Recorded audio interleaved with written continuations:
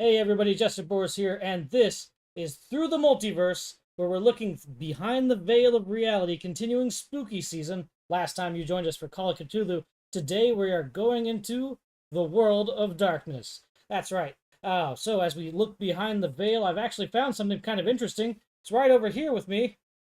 Yay! It's Mr. Producer! I found a body! You found a body! Or I stole a body. Stole a body. Along with this stapler. Whoa! It's a very nice red swim line. He stole your stapler, Troy. Stole your stapler. All right. So, Troy's not able to join us today. He's got some things he's taking care of. So, we are going through the world of darkness, just myself and Mr. Producer here. So, Mr. Producer, what's it like being back in reality? It's very bright here. It's very bright. This is true. Okay. So, the world of darkness comprises what we've got right now is three major sort of settings within the same game system. We've got Vampire the Masquerade, Hunter the Reckoning, and Werewolf the Apocalypse. So, But this is a game system that's been around since... Oh, where was it? Come on, notes. 1991. So it's a game system you probably have seen if you haven't played it a little bit at all. a lot of this is vampire. Oh yeah, I've got way more Vampire than I've Here's a got. werewolf. Hey, yep. And then you want the Hunter book. There it is. Yeah. Lay that out for him there, Mr. Producer. So Vampire the Masquerade, of course, deals with your characters being a vampire, what it's like in the undeath. The Masquerade, which is maintaining the facade against humanity so that you're not discovered and immediately destroyed.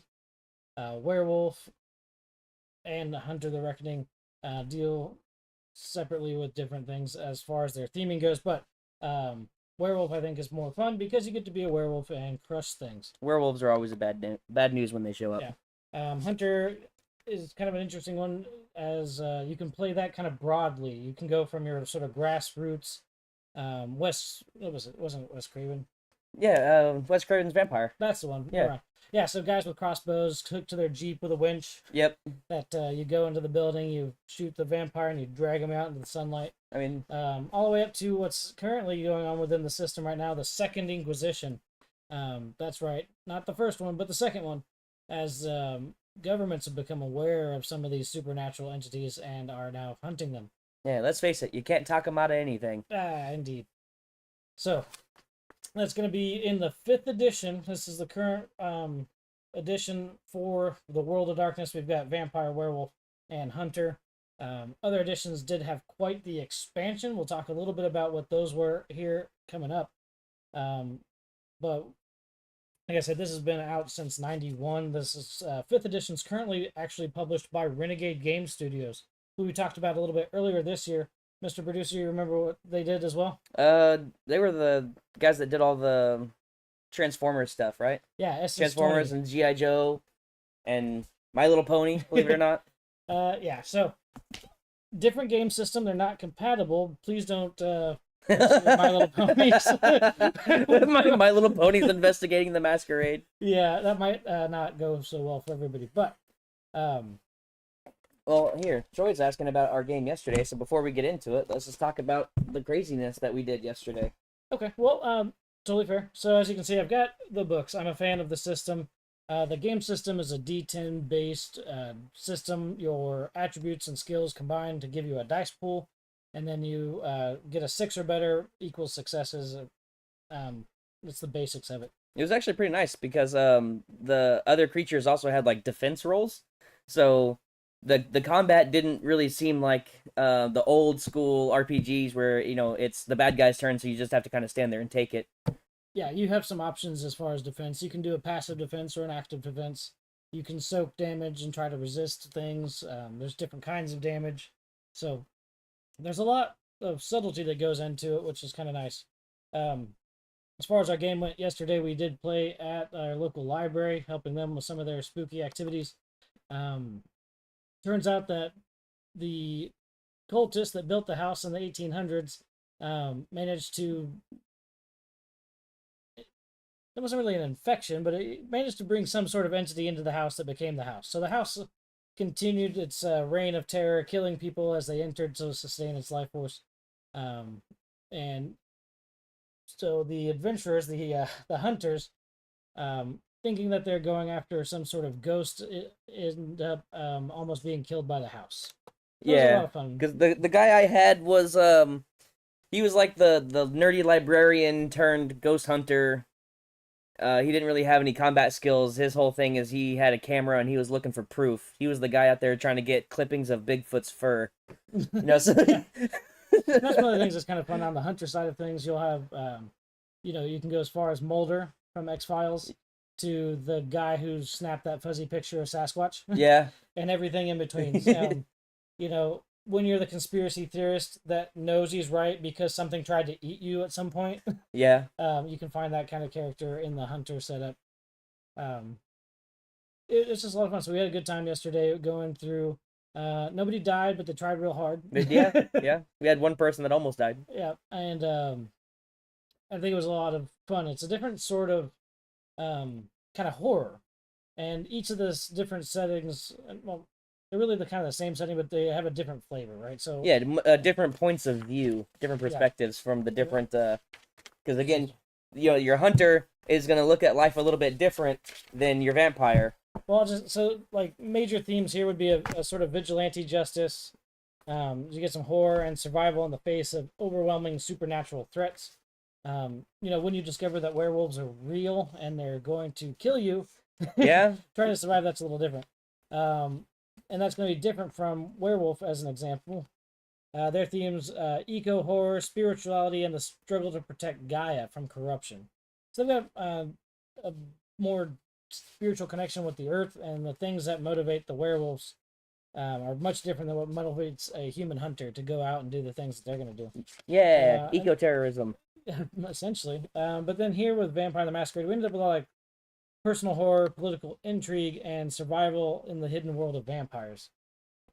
Because to be found out is to be destroyed, whether it's by the human hunters or by the vampires themselves. So, again, a lot of stuff here. It's in its 5th edition, and I really enjoy all these books. The interior of the books, like everything that I've shown you guys from Renegade, we've got full color. We've got lots of text. I've managed to just open that up to more color. There's so much. So there's a lot going on in the books. They're really well laid out. Very nice pieces.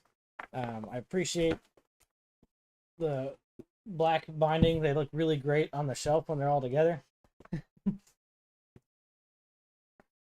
They also have different the nice accessories DM screen available. Yep. So we'll go ahead and lay that out. Grab that in, Mr. Producer. There you go. And then it, of course, has all your references on the back. This one is specific to vampires, so it's going to have things relative to vampires. But we'll talk a little bit about some of this here, right? So you have your antagonists and your protagonists. Your protagonist might be your vampire. So what might antagonize a vampire?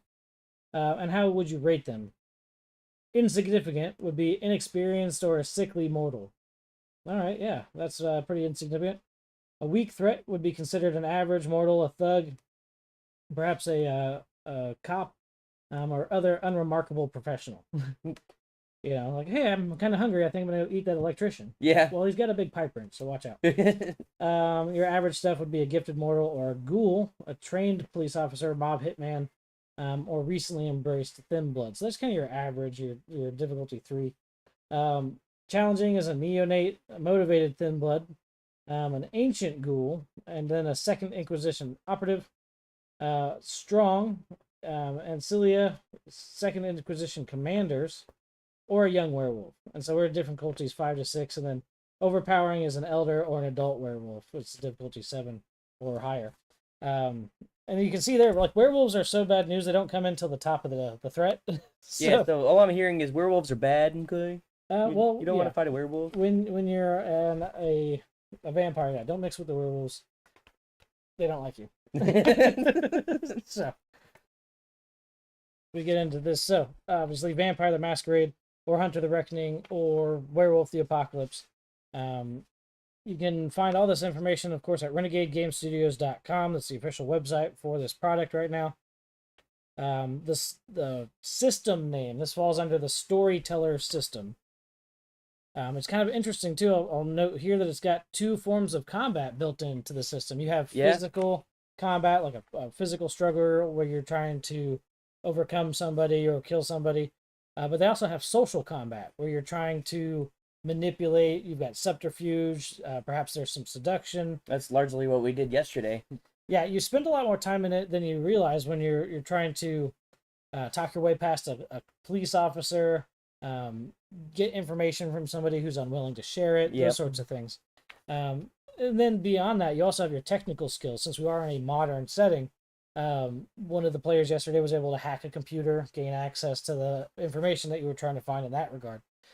So there's several avenues of approach when it comes to the game system, but the two forms of combat I think is fairly unique across any RPG where they focus on it's because even full in combat, because I have the ability to resist. I have my defenses against your social attacks. Because even in D&D, like if you're trying to do something, it's just like, all right, roll deception, and then that's basically it. Whatever number you get, and it's not like like you were saying, like an active, defense dice rolls, like actual combat. Right, and to that end, they have hit points like any other system, but they also have willpower.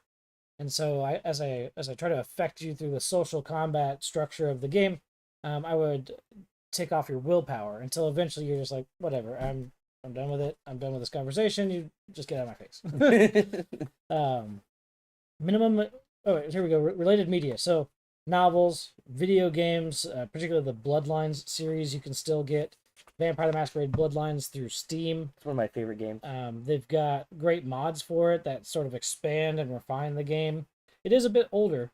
It's based on the Half-Life 2 engine, though, and it's got a lot of depth to it. The world is very well realized, and it's going to take you across Los Angeles, and there's a lot of great characters. There's a lot of interesting twists and turns. Your choices matter, and there's always a lot of different avenues for you to approach these different situations. You can be completely stealth. You can do the social side of things, or you can go full combat. Spoiler alert, you need to do a little bit of each of those things because the game is gonna it is still a video game. There are still bosses. You can't be a sexy vampire all the time. Yeah, sometimes you have to punch stuff. So minimum materials required to play any of these games, however, will be the core rulebook for the game that you want to play. So you want a werewolf game, pick up Werewolf the Apocalypse. You're gonna go for vampire, there's Vampire the Masquerade, the core rulebook. And they do also have a separate player's guide if you wanted to grab that as a player and not somebody who's going to end up being in the role of storyteller. Well, but it looks like there's only the one player's guide, so you wouldn't necessarily need to grab the vampire or the werewolf player's guide, you know what I mean? Well, they don't exist right now. Yeah, so that's why I wanted to point that out separately. Vampire, of course, is going to be more popular to play, even though the rest of these are just as viable and a lot of fun. If you go and you find the World of Darkness game, it is typically Vampire the Masquerade. And because of that, Renegade has given us the player's guide. It's only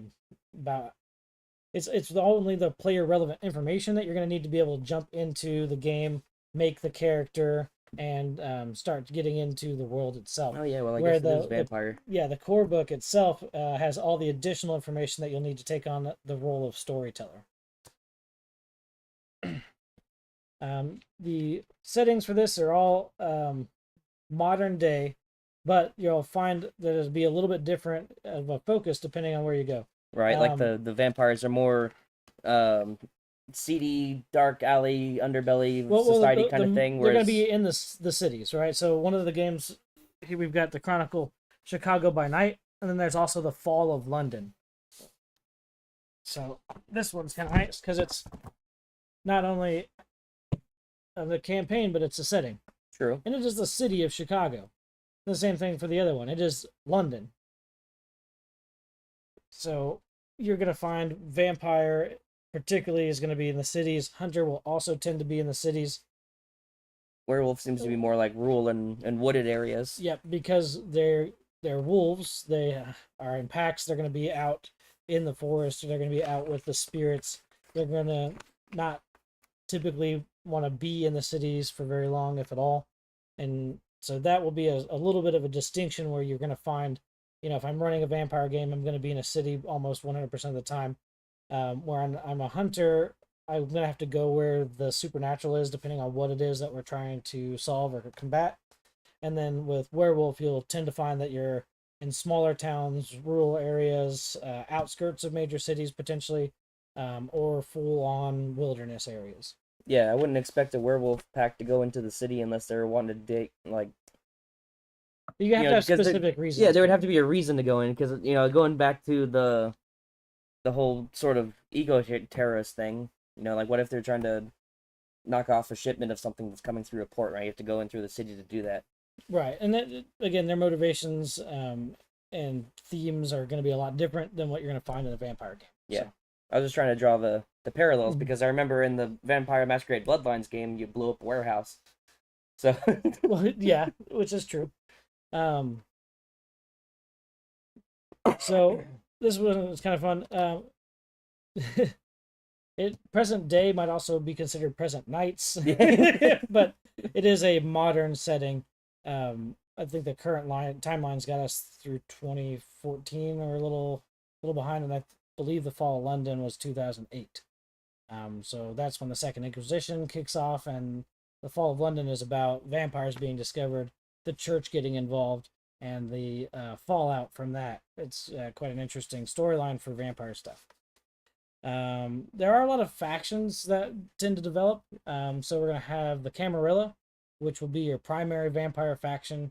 They follow the tenets of the ancients. So we've got ancient code of laws. They self-police.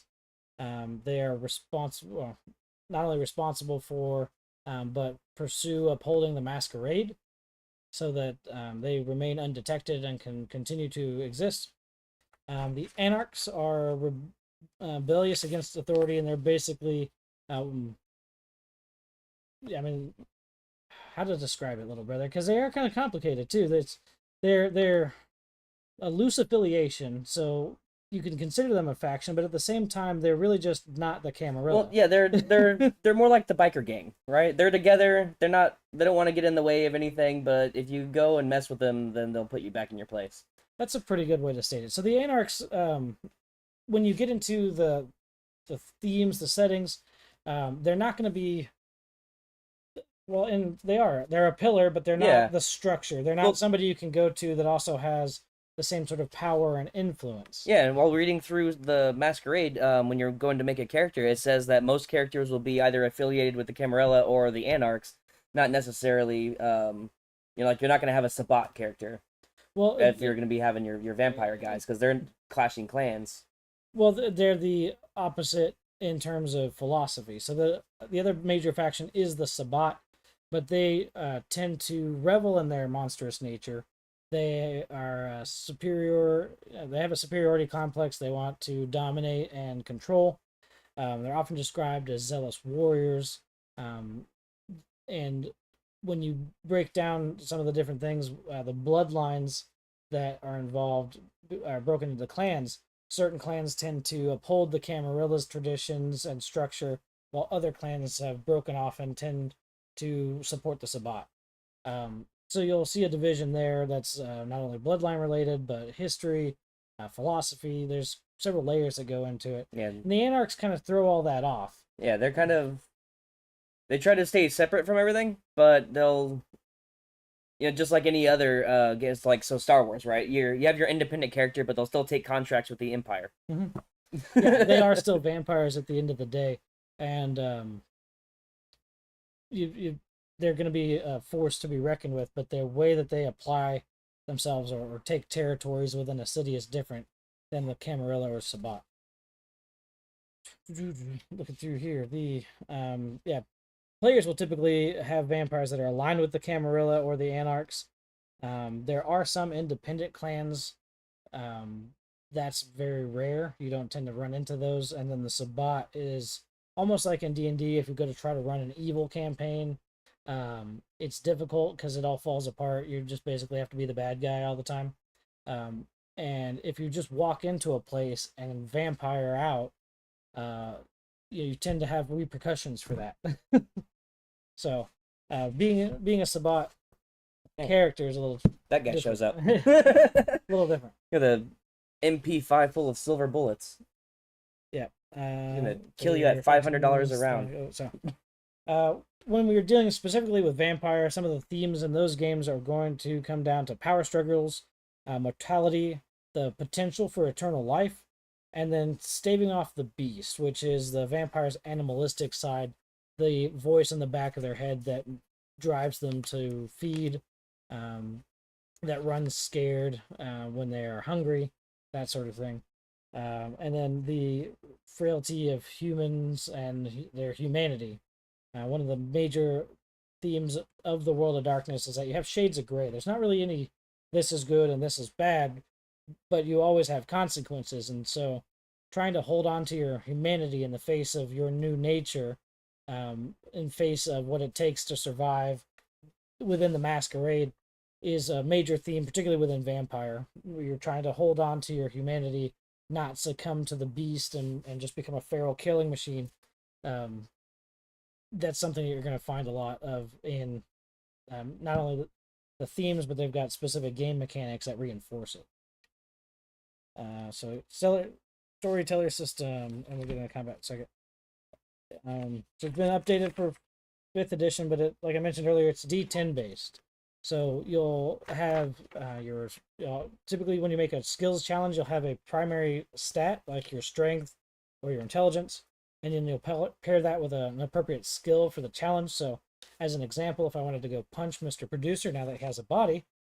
No, why would you do that? Because you have a body now. No, yeah. This face is unpunched. Well, you would combine your strength and your brawl stat, and if you had 3 dots with a max of 5 per stat, 3 dots in each, you'd have a dice pool of 6. And then that would be, I'd roll my dice pool, I'd count up my successes. 6 or better is a success, and then 10s are criticals. And count for double. And then Mr. Producer would be able to apply his defenses to resist that. So it ends up being pretty straightforward, and ideally, the bigger the dice pool, the better your chances are of either being successful in the first place or really dealing a lot of damage. Yeah, I think Troy might like to play this because it's very reminiscent of the old Star Wars D6 stuff. Oh yeah, he likes playing Yahtzee. Yeah. When it's the same thing, it's like, all right, go to shoot the vampire with the shotgun. Here's 10 D10s. Yeah. And then you'll have modifiers on top of that based on situation or equipment. The shotgun, for example, adds additional damage. So the number of successes is damage plus your equipment. It can be really deadly really quick. Yeah, especially whenever, like, your really good combat dudes have, like, 5 hit points. Yeah, so. You need to make sure you invest in your fortitude. Make sure you've got some get some armor, bulletproof vests, things like that. Your equipment still matters. You might be a cool vampire guy, but don't get a shotgun to the face because it still hurts. Yeah. When we're dealing with some of the other things, it's attributes plus skill. The attributes are broken down into 3 categories. So your physical attributes are going to be your strength, your dexterity, and your stamina. Social is going to be your charisma, manipulation, and composure. And that one's a pretty interesting one. It's not something that you see in any other game system where they actually measure your composure, your ability to maintain a level head as the situation evolves. And then your mental abilities are going to be your intelligence, your wits, and your resolve. Skills are going to come out into similar categories. Your physical skills are athletics, brawl, craft, drive, firearms, melee, stealth, and survival. You'll notice that they break that out. So brawl would be unarmed, melee would be a melee weapon. So if you wanted to go down to the local pawn shop and pick up a katana for $20, you're going to roll your melee skill. But if you just need to knock somebody upside the head, that's going to be your brawl. Social is going to be animal kin, etiquette, insight, intimidation, leadership, performance, persuasion, streetwise, and subterfuge. And then finally, the mental list includes academics, awareness, finance, investigation, medicine, occult, politics, science, and technology. And those can come into play in a lot of different ways. And even if you don't have any skill points spent in a particular skill, it just means that you won't get a die. You can still be challenged on that. So as an example, if Mr. Producer comes into somewhere and he needs to try to hack a door and all he's got is a rock, it could still be an intelligence plus technology challenge. If he's got an intelligence of 2 with no technology skill, his dice pool will only be 2 dice. So keep that in mind. You'll have different areas that you get focused in, but just because you don't have any points allotted to a particular skill at a given time, you can still attempt those challenges. You just have a lower chance of success. Mr. Producer, this game doesn't use a class system, does it? No, it doesn't. It's you basically have like a character concept, like what you want your person to do, and then you would be able to select right there, page 2. There we go. So you'd be able to select just a bunch of different skills. Yeah, stop switching. Looks crazy. Well, aside from that, particularly with vampires, so there's no classes, but we do have distinctions by clan or bloodlines. Yeah, especially for vampires. So tell me about some of these clans that we can run into, and what our players are going to have their option to choose from. Tell us a little bit. Well, so the different clans we have are the Bruja, the Gangrel, Malkavian, Nosferatu, Toreador, Tremere, Ventru, and the Caitiff. Yeah. The ones that I always liked were the Bruja, because they could always just run really fast and punch things really hard. They do. And so each of these bloodlines have specific vampiric disciplines or your powers that are associated with your bloodline. And then they would also have a particular way of viewing the world that is expressed through their heritage, these clan heritages. Yeah, like the Malkavian, cursed with insanity, seers of the truth. And that can be everything from a nervous tic to full dissociative personality disorder. It's been kind of interesting when we see him in media, particularly as a playable character. This was really well executed in Vampire the Masquerade Bloodlines. I got into an argument one time with a stop sign. Yeah. On the other hand of it, they have TVs and things. There's a newscast that you can watch. Yeah, and I remember getting into the argument with the coffee cup. There's the coffee cup, and then there's the full conversation you have with the newscaster. But at the same time, when that character meets one of the other characters in the game, he calls them the Sisters of Janus. And it's, if you know the truth of that ahead of time, it's that character recognizes who they are, and you don't find out what's going on with that character until you get further through their storyline, and you go, oh, that makes sense. The two-headed, oh wow, okay. Yeah. So again, the seers of truth.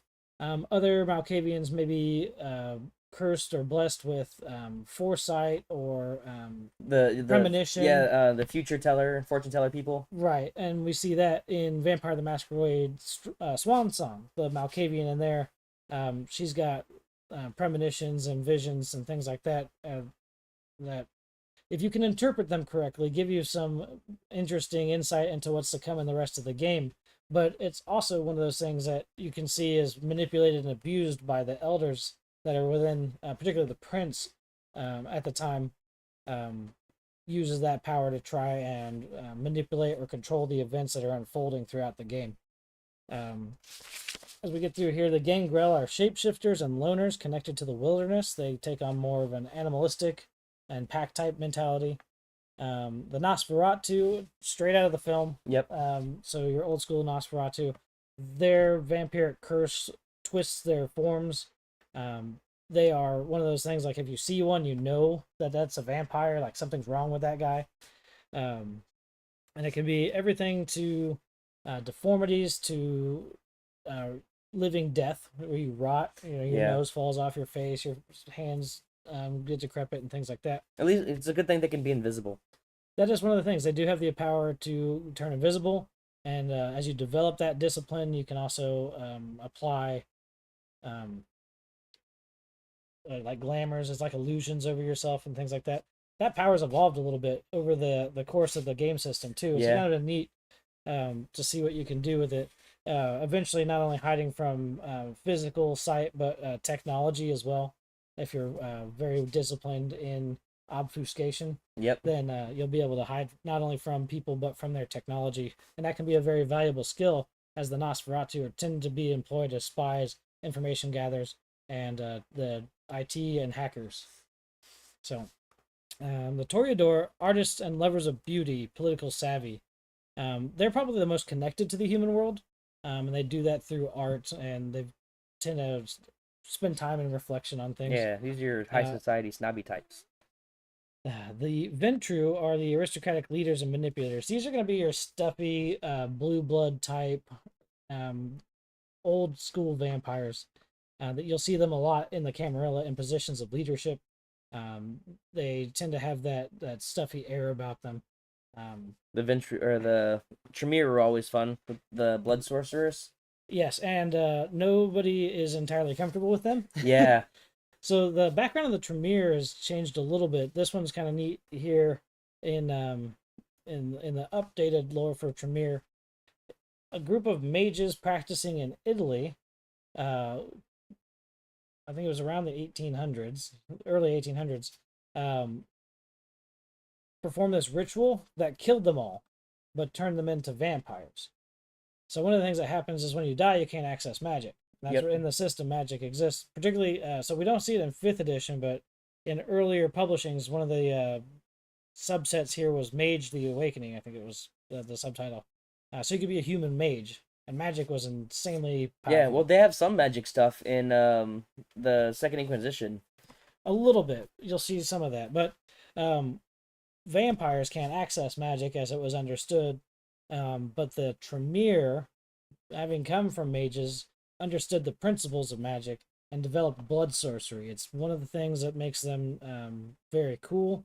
But because of the way they became vampires, they're outside the Canaanite lore. How recently they became vampires, only within the last couple hundred years. Yeah. And what they're the only ones that can do magic still. So. And what they can do with blood sorcery, there's always a lot of mistrust around them. But they're really an interesting aspect to the vampire, as far as how they interact with society and what they're trying to do. And I really like that particular clan. To give you an idea kind of how scary they are, they have a power that they can unlock later as they get into thaumaturgy called blood boil, where they flash boil the blood in somebody, causing them to expand and explode. It's they just go, hey, look, oh, dead. As if a vampire wasn't bad enough, right? You've got your unnatural strength, your unnatural speed, your unnatural stamina, and now you have blood magic that just causes people to boil. Like, it's pretty bad. And then though you have a better chance to resist vampiric disciplines as a vampire, you're not immune. And so that means if the Tremere wizard is strong enough and you cross them, they could just end you. That's not entirely untrue for some of the other ones, but a Bruja has to come over and punch you. Yeah. The Tremere just has to look at you. So in particular, they're pretty interesting. If you are starting off, I'd recommend either a Bruja. Their potence, ability, and fortitudes make them great at being able to survive. The other one that does really well would be the Toreador or the Ventru, and they do really well when in those social situations. So pick up some firearms for the combat. Make sure you focus yourself with some of your disciplines for your social side, and then you should be a well-rounded character that you can play and get a good handle on the system.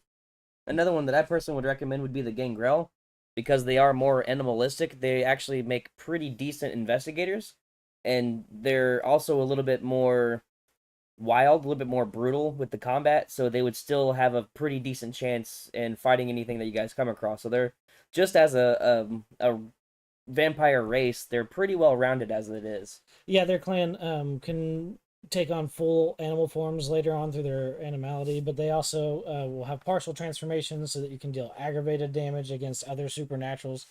Some of that, obviously check with your storyteller about the game that they're trying to run. If you're not very combat heavy, the Gangrel still does very good in any situation. None of these clans have really any kind of disadvantage. They have they're advantaged differently. Yeah, like like the Malkavian would be cool because you'd be picking up on, little hidden truths all over the room. Like this guy's actually sleeping with his secretary, but he's out on a date with his wife, and that random thought just goes through your brain, and you have no idea why.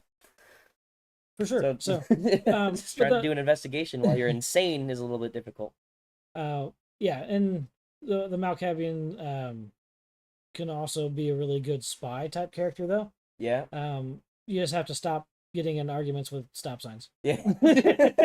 Convince the coffee cup to let you pour the coffee into it, although it's still hot. Right. Yeah. Those sorts of things. Again, the Malkavian can take it takes a decent player to pull it off and have fun with, but not disrupt the game for everybody else. That's one of those things you have to remember, particularly with the Malkavian, is you have to be able to work within your coterie, your player group, to be able to execute on that sort of stuff. But the Caitiff is a kind of an interesting one. Clanless vampires with uncertain lineage. So, as you follow the lore through Vampire the Masquerade, the clans are one of those things that started to establish themselves in the third generation of vampires. In the lore of it, they believe that Cain, who killed Abel, was the first vampire after he was cursed by God. And from there, it was 3 generations later that we started to see distinct separation in these clans. And those at that tier are called the Antediluvians.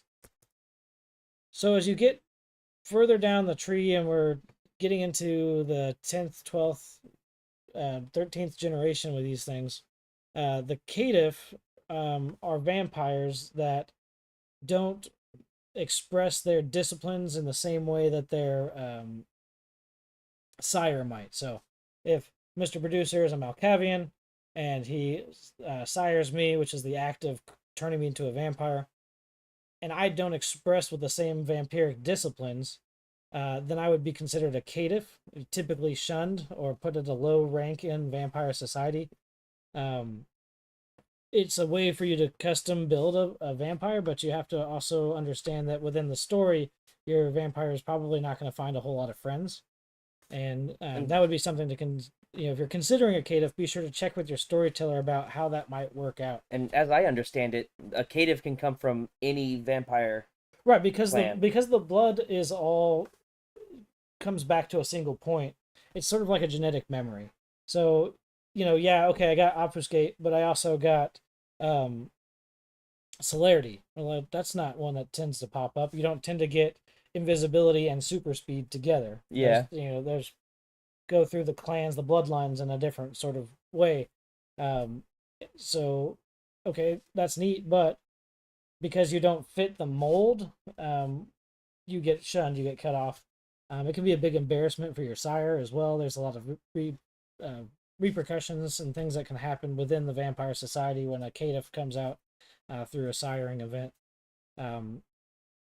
You're not necessarily going to be destroyed for it, but you're not going to get the invitation to the big vampire ball at the end of the year either. The only thing that they see as worse than Caitiff would be what they're calling now the thin-blooded. So thin-blooded vampires are failed sirings. They're so far removed now, is the theory, from the source that the blood is too thin for them to properly become a vampire. Take the curse. Some thin-blooded can still eat food. Vampires, if they try to eat, have the food turn to ash in their mouth, which is part of their curse.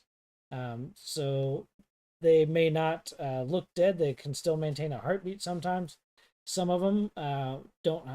You can resist sunlight to a degree. That's nice. It varies a little bit. You get some SPF 10,000 going on. Yeah. And because the thin-blooded have such a light touch of the curse, there are even rumors that they have been able to cure themselves. So the thin bloods are kind of an interesting mixed bag with what's going on there. They're also shunned because they are seen within the vampire society as a herald of the end times. So as thin-blooded vampires begin to multiply, this is sort of like one of the precursor events to their book of Revelations.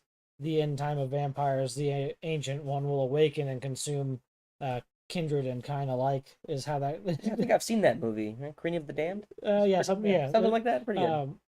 So again, so kindred is the word for other vampires, right? And then kind is their sort of term for humanity. Let me look here on my glossary. But that's so the thin-blooded definitely, if they don't kill you on sight, they don't treat you very well. But it is a way that you can play the game, and it's got some interesting things that, yes, you're a vampire, but your vampirism is different. So it might be something to look into. Again, check with your storyteller before you dive into making a thin-blooded character. Before we get too far, Mr. Producer did remind me we did prepare a glossary, so go ahead, Mr. Producer, give us some of this so that we can make sure everybody's on the same page as us.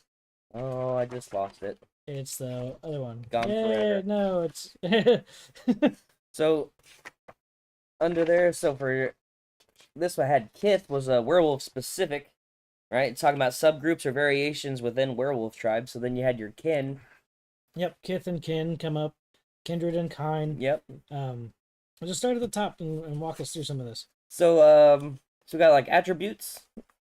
Right. So that's stuff like your strength, dexterity, stamina, and you have your social attributes. So you have like charisma, manipulation, and composure, and your mental attributes such as intelligence, wits, and resolve. And then your each character would have their own like awareness level, right? So a mental attribute representing the character's perceptiveness and ability to notice details in their environment. Right. Looks like we already talked about blood potency. It's vampire specific. Actually, we haven't talked about blood potency specifically. So it's a measure of the vampire's power and age, because those two are hand in hand.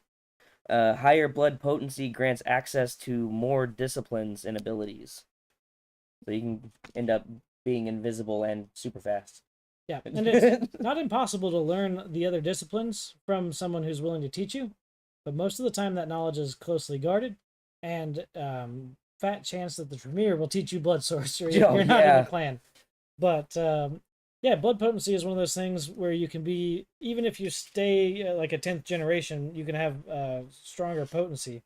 And there are certain things that can adjust your discipline and potency through the game system. Here we go. So we talked about this a little bit, but here's the actual definition, right? We got contested roll. A mechanic where two opposing actions are resolved by both parties rolling dice pools and comparing the successes to determine the outcome. Mm-hmm. So, as you were talking about with physical combat and mental combat, both, you would have your set of charisma, manipulation, and composure, and as would I, and however many dots you have in those two combined equals your dice pool versus my dice pool. Well, it comes out to, so if I get 3 successes on my attack, and you get 2 successes on your defense, then I deal 1 damage. Yep. Modified by any environmental or weapon thing. So, if I've got a knife, if I'm physically attacking you, or if I have a discipline or some sort of edge as a hunter that allows me to deal additional social damage in those conflicts, you may have a modifier, but the base is that I have to overcome your defenses. And so if I beat you by 1, then I add any modifiers, and that's my total. Yep. So, as we were speaking about with hunters, you have your edge, right? Special abilities or advantages that hunters can acquire, enhancing their capabilities in various ways. So one of them is like, keeping supernatural creatures at bay, right? Yeah. The presence of either faith, or just sheer willpower. And then there are others that you'll be able to pick up along those lines as well. Yep, and so for vampires, that was disciplines, and here for werewolves, it's gifts. Yeah, so, so spiritual powers granted to werewolves by spirits, enhancing their abilities and allowing them to perform supernatural feats. And that's one of the things you may have picked up on. We haven't stated specifically that they are all the same system. So while vampires call it disciplines, hunters will call it your edges, and then werewolves have gifts. They all represent some sort of additional, oftentimes supernatural ability that your player character will end up having. Oh, here's your apocalypse for vampires. Is that the Gehenna War? Yeah, the Gehenna. Yeah. Gehenna refers to the anticipated end of vampire society, offering involved apocalyptic events and revelations about vampire origins. Yeah, and that's one of the things where the Camarilla and Sabbat definitely have their differences, so it's one of the things that will spur the conflict. So for hold on. Okay, so whereas vampires had blood potency, werewolves will have gnosis, a measure of the werewolf's spiritual power and connections to the Umbra, the spiritual world. Yep. The higher gnosis enhances the werewolf's magical abilities. So just like with vampires, the older they get, the more powerful they are. Same sort of mechanic, just themed a little differently for the werewolf, which is great because that means you can cross these systems, you cross the characters over very easily. Now we will go ahead and take a note. Obviously, a vampire and a werewolf are not going to want to hang out together unless there's something that they would be able to cooperate on that benefits the both of them. And then that'll probably be a temporary, uneasy alliance. Yeah. It's not something where you're going to necessarily have, vampires and werewolves charging in on the same thing. Unless it was something big, like the Second Inquisition is out to go and eradicate all the supernaturals in this one particular area. You have to go over there and hey, these guys are going to come here with guns, big guns. We should probably make them not do that, Well, you know how I like to solve these problems, right? High explosives. Necromancy, a discipline or gift involving... it's a viable option. I'm just making all kinds of friends. Making them one at a time. What else do we got there, Mr. Producer? All right, so rites would be for werewolves. It is rituals performed by werewolves to harness their spiritual energy and to commune with other spirits or achieve specific magical effects. So it's just ways to further improve their ability. And then like the back page is going to be some. Soak is a good one. Yeah, right, the process of reducing or absorbing incoming damage, typically through physical resilience or supernatural abilities. Yeah. Right, so if you're your hunter and you got your bulletproof vest on, and you take a 38 to the chest, your vest is going to soak up some of that damage. A little bit. It'll reduce the total damage, but soak is a separate combat feature. So even if if I have a gun and you've got a bulletproof vest and I still deal damage to you, you can soak it. And so that goes against your fortitude, your ability to sort of resist damage. This is where vampires and supernaturals and things like that, we're going to have a bit of an advantage, but not necessarily something that the human hunter wouldn't be able to take advantage of as well. Some damage you can soak and other damage you can't. It kind of depends. Aggravated damage is one of those things that tends to be difficult to soak. Yeah, you can't really soak being on fire. No, it's tough. But so even if you do get damage, you can attempt to soak it based on your fortitude and a couple other stats. So succumbing to the beast. When a vampire loses control over their animalistic instincts, leading to violent or irrational behavior. That was always a bad thing to happen in the video game, at least. Well, you gotta remember that the beast will do one of two things, and it will feed, and it will kill anything it perceives as a threat. And if you do that in the middle of downtown Santa Monica, it's gonna be a bad day. It's a bad day, because then again, the guy with the MP5 with silver bullets show up and ruins your day some more. Yeah. So aside from committing murders in the street, there's the police. You may end up with hunters. It's gonna affect your humanity. You're gonna get violations of the Masquerade, which may or may not end up putting a blood hunt on you. Yeah. The prince may want you just dead. The sheriff may have to kill you based on law. Like, it's a bad day. There's a lot. There's a lot of bad things happening all at the same time. You have to, as a vampire in particular, make sure that you don't go hungry to keep the beast at bay.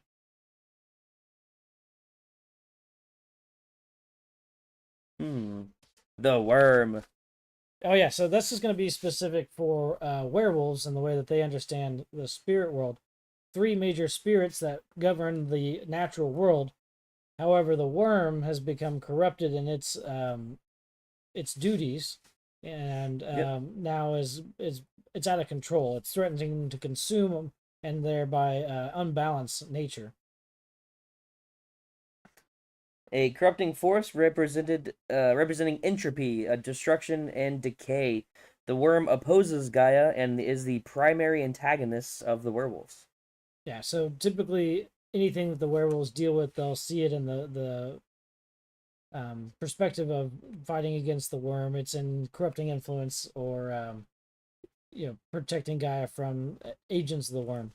There are even a subset of werewolves that have been corrupted by the worm that you can run across.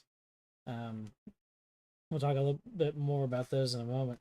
We've already hit on these key terms, right? Storytellers, dice is D10 system with your successes and right. So what are some of the specific mechanics. Stuff here at the end? Let's see. Anything that we haven't touched on yet? Yeah, like the Society of Leopold. Secret organization of hunters dedicated to combating supernatural threats. Yeah, we'll dig into those a little deeper with the hunter here. Yeah, we talked about the Second Inquisition a little bit. Mm-hmm. And hunter cells would just be part of the society, right? Those are the guys hanging out in the Impala, running around trying to hunt down all of your things that go bump in the night. Mm-hmm. Now, there's not a maximum level so much, but it is an XP-based system. So you'll gain experience points through each of your chronicles, which would be your adventures, and different levels of your abilities and skills and disciplines require an increasing number of experience points to level. So one dot, your initial dot in a new skill may take 1 experience point. The next one may take 3 or 5. There is a bias, like a tiering system. So you may have a bias towards physical, and your physical attributes will cost less XP to boost, but it means that your other attributes may cost more. But the general guide to that is, as you increase in dots, it will take more XP per dot. So it's not, oh, I put 5 experience points in this and now I'm all powerful. It's like, no, that was 1, 3, 10, 15, 35. You're like, oh my gosh. So it does it, and it represents the time it takes to fully master your vampiric disciplines or to increase your strength and that sort of stuff. Well, but some of the nice thing is, once you do start having those extra dots, that's adding extra dice. That's extra chances of success. Anytime it's a really big deal. Right, and particularly with the vampire or the werewolf, you have to be sure to balance your skills versus your discipline. Sometimes it's really easy to want to focus on the cool thing you can do as a vampire, but you have to remember that you've got to maintain the masquerade. And a lot of your combat situations are actually going to end up being social conflicts. So trying to see if so-and-so is at the bar doing this or that, a lot of times going to rely either on your social conflict or your skills. So you got your B&Es, your hacking, you've got stealth, lock picking. A lot of that, is not necessarily punching holes in walls as a super strong vampire. So just give it some thought before you go and you spend your experience points so that you can make sure that you end up with a well-rounded character that's going to be able to participate. And this is one of the other things too. This is why you get your player group, or which in vampire terms you form your coterie. These are the other vampires that you can rely on. So that, yeah, I'm really good at driving, but that guy can sneak better than I can. And that's typical of any role-playing game. You're going to end up with everybody's character has the thing that they do that they can bring to the team. Yeah, like whenever we were doing the hunter session, the character that I was playing was more like the crazy librarian that spent all of his time doing research and happened across the truth, right? So he was kind of like the... But your background for that character was a lot of tech. Yeah. So you had like technology, you had different equipment like cameras, sound recorders, right, and that sort of stuff. Like thermal imaging for the camera and like different IR stuff. Yeah. So like he was the investigator, and he knew for a fact that he was going after the truth that he already knew existed. He just wanted proof of it. Right. So when that character entered combat towards the end of the game session, there were 2 guys in our party that could actually really fight and do anything. And I was like, well, my guy Yeah, He just wants proof, so I just pulled out my camera and I was videoing all of the combat. yeah. Yeah, so yeah, these like rock monsters are forming, and the one guy that's got an MMA background, that player is just like, haha, punch. But then the other guy was like, well, I have this machete, haha. And then everyone else was like, well, I have a camera. yeah.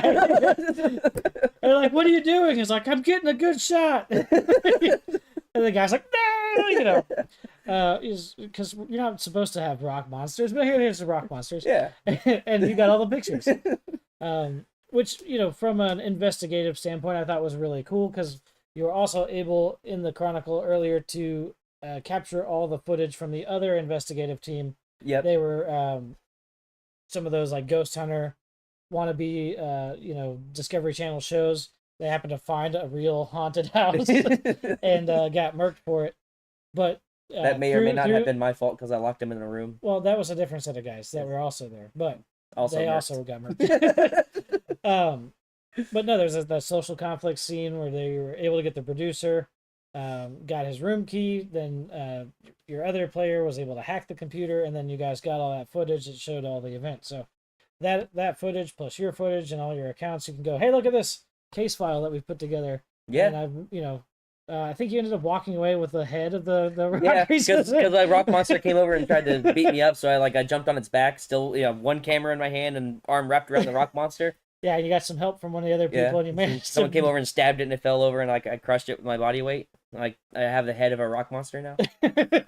So in the glass case, it's just a rock, but he swears it's a rock monster head. No, this thing tried to kill me. You don't understand. Yeah, and the Earth is flat. So I have all this footage redacted. Yeah. When it comes to the vampire side of things, you'll have themes of intrigue, secrecy, and manipulation. Often in a noir style. So you're going to focus on internal struggles. And that's going to be interpersonal, like inside, like trying to decide what's right, what's going to have the least amount of impact with the greatest amount of benefit. But also within the organization, different people that are vying for the seat on the Primogen Council that want to take over the role of Prince, that are just trying to build their own group of people up. So in this one, for roleplay, your coteries will work together, balancing personal goals with political machinations. One of the things that really helps build any of these World of Darkness games, same thing for Call of Cthulhu, is ensuring that you build layers into not only your stories, but the characters themselves. They need to have goals that may sometimes come in conflict with each other. And it's something that they may not necessarily always want to reveal to their other members of the coterie or vampires generally. Having these layers and being able to have the players doubt each other, even just a little bit, can really make a difference into how you can build the suspense and the drama into your game system without trying to have some monster like, you know, Alien chasing Ellen Ripley across the ship for 2 hours. The suspense and fear in that is you've got everybody's dying and something's coming to get you. It can be a real fear, but it doesn't necessarily always play well at the table. It can be a lot more effective if I suddenly don't fully trust what Mr. Producer is doing anymore. It can be one of those complications that as we're given a mission by the prince to go and deal with the anarchs, like, well, I know that this person over here has a relationship with the anarchs. What does that really mean? Is it going to be helpful? Is it going to be a hindrance? And can we trust that it's going to benefit the Camarilla, complete our mission, and not get us all shot? Well, from the other side of how we were doing with the hunter, like, it's some of the intense part, like the intenseness that came from that is we are going after the thing that's trying to hunt and kill us. Right. So, like, we're putting ourselves into that situation. So trying to do it smart and trying to, like, come out of it alive put a lot of tension on us just before we even got into the house. Right, and that's like, I spent how long trying to take the door off to make sure we weren't trapped in there? Well, because the door opened itself in an invitation, and so you're like, nope, nope. I'm taking the door off. So it was just like that, you know, that little bit, you know, the door opens itself. Well, now I'm uneasy about even just going into the house. Yeah, there's there's certain things that can be done when you're dealing with the ghost hunting type elements, when you're dealing with the social side of things. But again, the layers need to be there. Where we're talking about Call of Cthulhu or Vampire or any of the other World of Darkness stuff, trying to put some layers into your mystery without always putting your players right up against the monster like we would see normally in a Dungeons and Dragons, or even in some of the other Essence 20 games. Like, if you're a Power Ranger, you're going to see the monster, you're going to fight the putties, you're going to call the Megazord. Yeah. You can't do that necessarily in Vampire and have it end up having the same feel or those darker tones that you're going to want to maintain. That is the World of Darkness, right? So what you see on the face of things, you got to remember that these vampires have been around a couple hundred years at least for the most part. Particularly any vampire that's managed to get a seat on some council or is the prince of your local area or an anarch baron. So they've got skeletons in their closet. They've buried bodies maybe themselves. Actual skeletons. It could be actual skeletons too. But anytime you learn these truths and then this person screwed this guy over, or hey, I can't trust my buddy because of this or that, those are the sorts of sticking points that you want to make sure are in the game that can give you depth as well as breadth into a World of Darkness or a Call of Cthulhu or some other dark themed story. Here, we keep getting questions on how the character works, right? So like levels and stuff like that. So do we have a character sheet that we can show up real quick? No, but I got you. So it's experience points are simply allowed. Here it's again, it's just dots. So no levels, no limits on again, there's no class, but your character sort of is what it is, right? You're a vampire of Clan Bruja. Done. Yep.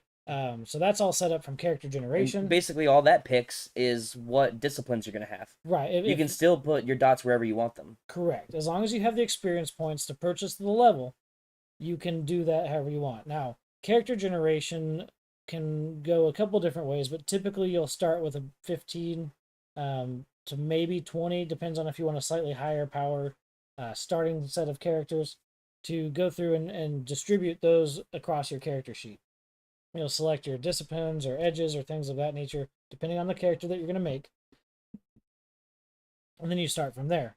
Experience points will be awarded as you continue to play. And then as you don't have to spend them until you reach you get the amount that you need to put them in the next dot. So if I need 10 experience points to go up to my next dot in a discipline, I can hold on to my experience points until I reach that threshold. That's always hard to do. It can be, because then you're like, dang, I could really use this dot over here, yeah, but I really need that one over there. You'll also find that you can spend your experience points on other things like raising your humanity, paying off your masquerade violations. And you'll be able to spend your experience points on other things, talents like resources. Right? Yeah. So you can increase your resources. You can you get talents like allies, right? And so maybe I have a contact down at the blood bank. It's not too bad. I drink it out of a straw and I don't have to worry about it so much. Yep. So your experience points, you should get them fairly often, but you won't tend to get them in like large chunks. You might get 1 to 3, depending on the objective that you complete and how things go for the night of play. And then experience points buys everything that goes on your character sheet from there. And eventually, if you were to play your character for a long enough time, or you had a storyteller that just gave out too much, you could technically get 5 dots and everything, but that is just like playing a character that's got 18s and everything from the D&D side.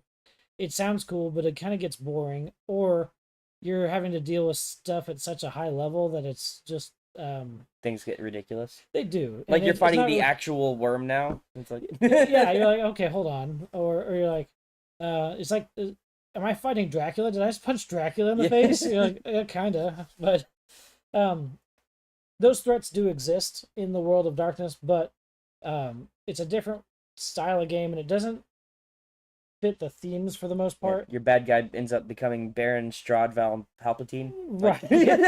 Yeah, you might as well go to Ravenloft and have that conversation, but I thought you couldn't use magic. Why are you lightning bolting me? So, but the point is that eventually, if you played long enough, or if it came down to it, because there is no limit, you can spend your XP however you want to build your character along whatever path you'd like. Um, so there's not anything to worry about there. You just select things as you go. When it comes to there's not really any multi-classing, but you could potentially through role play expand your disciplines by learning disciplines from other members of other clans. Like I spoke about in the example earlier, if I wanted to learn potence from a Brujah and I was not able to use that, there's the potential that I could be taught that and then gain it on my character sheet, typically done through role play, and it has to be done, of course, with the storyteller's approval on that sort of stuff. So, to your point, so if a vampire was a human at one point, right? Does that mean that I could have a vampire that could potentially learn some edges? Like if I'm fighting a vampire hunter and they keep using one particular technique. Typically, when you die, you'll lose those, and then your edges and things will be replaced by your vampiric disciplines. But all your other experience points for your physical abilities and your skills would stay. Even some of your other stuff for like resources and talents and that sort of stuff would be viable. You're going to have to face your new reality. You won't necessarily always be able to call on your allies. One of the strict tenets of the Camarilla and the Masquerade is that you have to completely disconnect from your past life. It was one of the adventures that pops up periodically for hunters is someone shows back up that died under mysterious circumstances 10 years ago and they haven't aged today. Okay, what's going on there? Yeah. Werewolves can't become vampires and vice versa. So that's not something that you really ever have to deal with. But as a human hunter, you do have certain things that could protect you from potentially being turned and that sort of stuff. But if you are embraced, you transition into a vampire character. So some of those things that aren't compatible with vampires go away, and then you get your vampire disciplines and things like that. So it's a real danger for a hunter character. Yeah. Potentially. Any other questions over there, Mr. Producer? Asking why we can't have Megazord and Vampire. Because Rita Repulsa won't let us. Yeah, I mean, do you really want Rita Repulsa to make my werewolf grow? No, thank you. Yeah, okay. Not happening. They're bad news as is, and then it's like now it's 40 feet tall. Oh, yeah, like what is this, Ragnarok? I'm done with it. Yeah, like I don't think I have a milk bone big enough. Could you imagine the size of the fleas coming off that bastard? Yeah, no thanks. No, I'm good, thank you. So, as with any of these, character death is permanent. So, fire, sunlight, and decapitation are the primary causes of death for a vampire character. But you could potentially die twice. You could go from hunter to vampire and then die. Right, and so in the vampire, they call it the final death. Because you can be staked in the heart, but you enter a state of torpor, which is basically a state of but when they pull the stake out, you wake back up. So if somebody stakes you and leaves you for the sunrise, that's a problem. Well, I meant you go from hunter being alive to now you're a vampire and you're dead, and then they kill you, and then they kill you. Yeah. So take that, James Bond. You only die twice. Yeah. So you're gonna have different allies. Will be mortal connections, other vampires, or supernatural creatures sometimes, with threats also being other vampires, vampire hunters. Internal conflicts such as the beast that you need to manage and keep at bay, and then the Second Inquisition, which is the government. We always love that. And so that's going to be your overview of playing a vampire character. Let's talk now about we're going to want to get into some of the werewolf stuff. Aha! Because werewolf, werewolf. Aha! So go ahead and start laying us out on werewolf, Mr. Producer. All right. That's this paper, I believe. Yep. There we go. So again, Werewolf the Apocalypse is a horror centric. It's more of with werewolves is more spiritual, more connected to the earth, I should say. Mm-hmm. See, publisher Renegade Games already did that. Yeah, it's still part of the World of Darkness 5th edition. Yep. So it's still the same D10. It's still going to be the same sort of settings, right? You can do Werewolf in London, right? Because we all know that song. You could do that. It's got novels, books, and some video games. The current one that's out is Werewolf the Apocalypse Earthblood, which is pretty neat. They really give you, or they show the power of the werewolf in his full Garu form. It's kind of nice too because you tend to travel in your lupus form, which is as a werewolf you have degrees, but typically you'll be able to go into a wolf form, and then you have your full-on werewolf Garu form. That's the one that's the rage-fueled destruction machine. And in the video game, there's a lot of stealth, and then when you get discovered, you can just literally go into your wolf form, and there's nothing like tearing apart a warehouse and a full team of corporate. Yeah, which I mean, like, I understand that you don't want to do that all the time because of hunters and the Inquisition and all that stuff. But when one werewolf can take out an entire warehouse of government goobs, why wouldn't I just send in like a pack of 3 or 4 guys to take out the warehouse? Well, in this case, you're at like an illegal refinery, and it's corporate mercenaries. So you have no qualms about it. Yeah, it's like, yeah, I get the if I have the refinery's illegal, it's polluting. You guys are tearing up all this stuff, and then you brought in all these mercenaries. Just rip them apart. Yeah, just zero the whole facility. It's fine. So when you go up and as a werewolf in your werewolf form, you smack this Connex, and it goes flipping across the rest of the warehouse and takes out like 10 dudes. You're like, yes, werewolf. That's what a 24 strength looks like. It's quite cool. But jump down here to the thematic elements, Mr. Producer. Yeah, so werewolves are more, with like the werewolf rage going into your full-on werewolf form to take out some of the larger threats. But they also deal more with like spirituality versus the loss of humanity with vampires.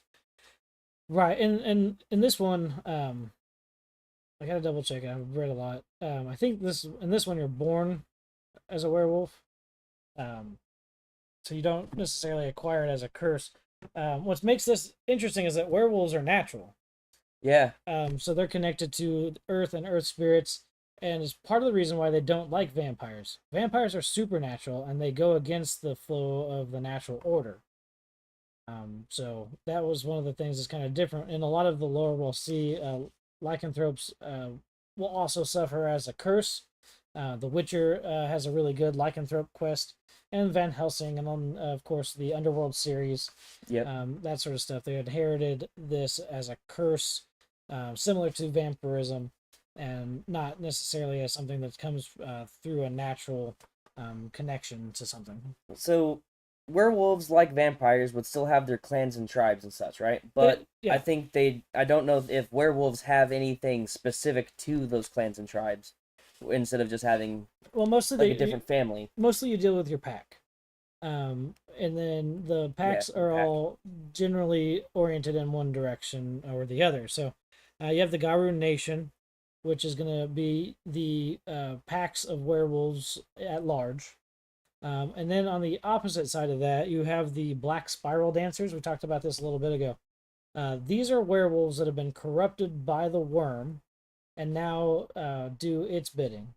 And so, if you wanted to break it down, you could have, like angels versus demons and that sort of like Gaia versus the Destroyer. The Garu Nation and werewolves being connected to nature give reverence and pull their powers and understanding from the natural world and spirits, where the Black Spiral Dancers have now been corrupted in their understanding and what their goal is. The more I read into this, the more I want to mix this system with Call of Cthulhu. It's like, oh, the Black Spiral Dancer werewolves, they're worshipping the worm. Well, it turns out the worm is actually like an ancient lord of destruction, crazy old god. You could do any other sort of stuff. Then they also have Um, so the not really factions, but it's kind of interesting. So you have your three major spirits. They have the worm, which is corruption, the weaver, which is order, and then the weld, which is chaos. So there's order, chaos, and then corruption. Those are the three major forces that are affecting the natural world, and that's what tends to concern the werewolves. Werewolf tribes or clans, each with their unique beliefs and goals. So the way that they approach their connection to nature can vary by clan to clan. Right, but the thing I was trying to say is I don't know if those specific connections would give you specific disciplines like vampire races. No, there's a little bit different because there are different kinds of werewolf, and so that's going to determine what your gifts and rights are. And so I can break that. Oh, I didn't make that note. But so just like with vampires, there are different kinds of werewolf, and that's gonna allow you to choose because it's not just like, oh, okay, I'm a werewolf that I'm either a human or I'm this kind of wolf. It's not that two dimensional. There's more subtlety to it. The understanding and execution on the understanding varies both individually and at a pack level, and then that's expressed through the different werewolf types that you can be. Thematically, you're dealing with rage, loss, spirituality, and the fight to protect Earth. So there's a lot of like restoration of the natural order or fighting against agents of the worm. Yeah. And that can be anything Other from wolves. Other from werewolves. corrupted spirits to corporations that don't give a flip what they do to nature to get whatever it is they're after. So you Potentially even some human guy trying to do occult stuff to get power from them. right, you find some mages that go out into the woods and they start playing around with some dark magic, and that can tip the balance in a way that the werewolves are going to take notice of, and you don't want their attention. I would feel really bad for those guys. It's so like bad. 8 dudes out in the middle of the woods. Nobody even knows they're there except for the werewolves. Right. Those guys are done. So that's going to be some of the things that you're going to see when it comes to Werewolf. Werewolf was first published in '92, so it came out. It was Vampire the Masquerade and then Werewolf the year later. As we mentioned a little bit before, the location is a little bit different when it comes to werewolf stories. Are going to be primarily wilderness or rural areas, but also there are some urban settings where you're going to have pollution or severe imbalance. You may also encounter werewolves that have been captured by Second Inquisition agents. So they've been brought to a facility somewhere, and That's of course a tall order. Their goal is to escape. There's a lot of different things that may again draw a werewolf or werewolf pack into a more urbanized setting, but tends to be out in the wilderness with the spirits, fighting their fight out there. This is kind of interesting. So I missed this a bit ago. With vampires, they tend to be low tech because technology can actually be one of those things that it's easy to track. So they have a lot of restrictions about what technology they use and how they use it. Here with werewolf, we've got magic is seen in the form of gifts, which are supernatural powers, and then technology is largely viewed as destructive or a tool of the worm. So you've got sort of a reverse here where we've got, of course, with a modern setting, it's all high tech, but the way that we're going to interact with it is a lot different. Vampires know that it can be tracked, so they limit their interaction with it. Werewolves don't trust it. They see it as a tool of the worm. Hunters are going to rely on it day in and day out to complete their investigations, catalog their findings, and protect themselves and pursue the investigation. Now, it's kind of an interesting breakdown here when you deal with the question of magic versus technology through the setting. Same stats that we're going to find on a vampire sheet, we'll find on the werewolf sheet. So you're going to have your physical, social, and mental stats with specific traits like rage and gnosis, which will be your spiritual power, as we talked about before. And then players can shift between a human, wolf, and hybrid forms.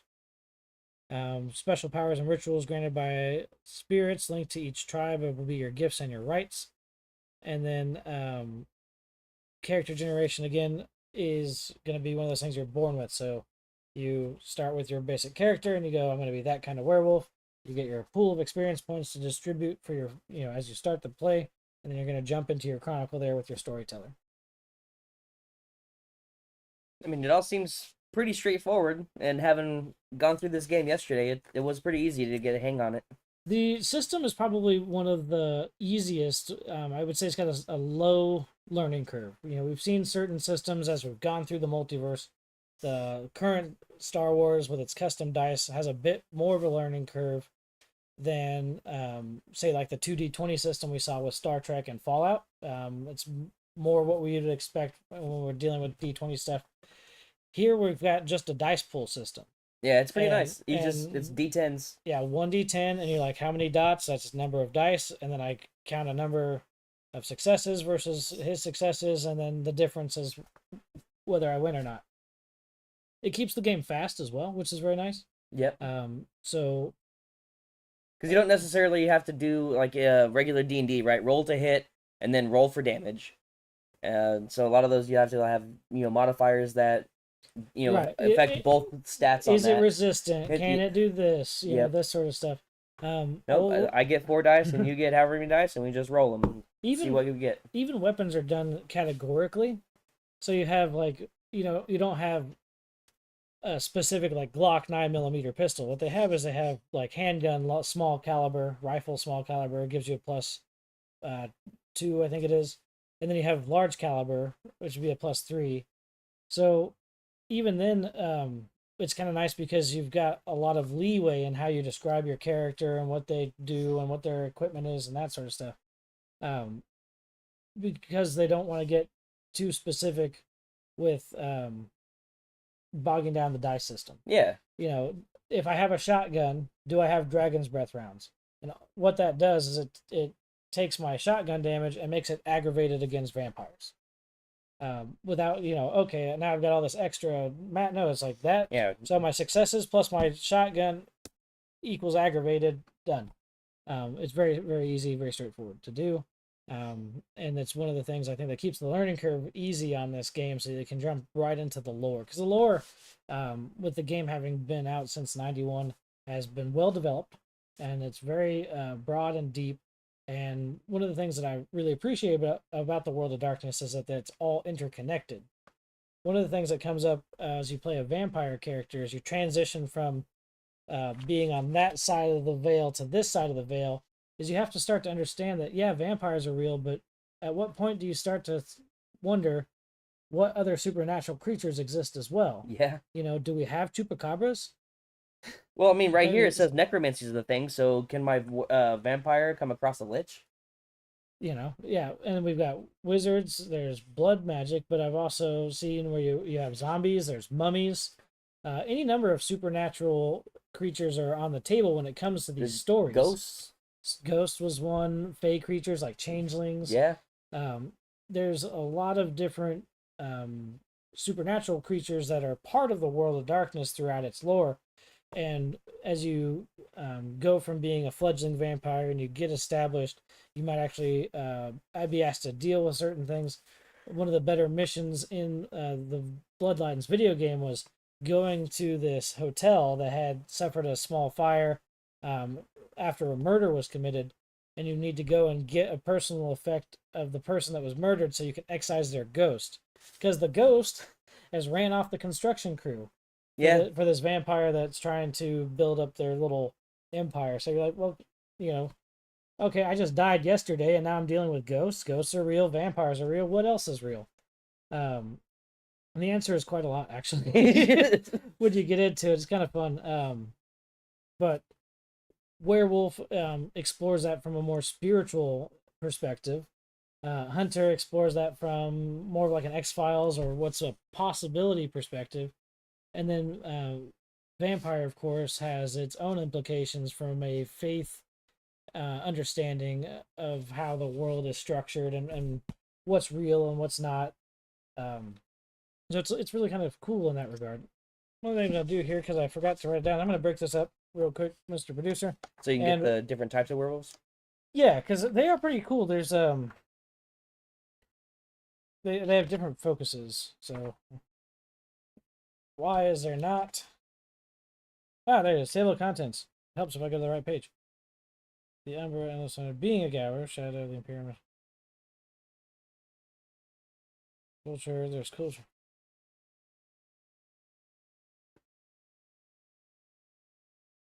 There are a lot of them. Okay. So, Black Furies, Bone Gnawers, Children of Gaia, Gale Stalkers, Ghost Council, Glass Walkers, Heart Wardens, Red Talons, Shadow Lords, Silent Striders, and Silver Fangs. So just like we have a wide range of vampire and sort of what makes them unique, same thing is going on here in Werewolf the Apocalypse. We're going to have a lot of different things that are going to go into what is unique about our particular werewolf, how we're connected to Gaia, and how we're going to pursue our spirituality and this sort of thing. So I'm going to just pull up this one here. It looks kind of cool. The Gale Stalkers, page 66. For those of you following along at home. Also, I want to mention again that we stole your stapler, Troy. Go ahead and mark my spice right there. Here we go.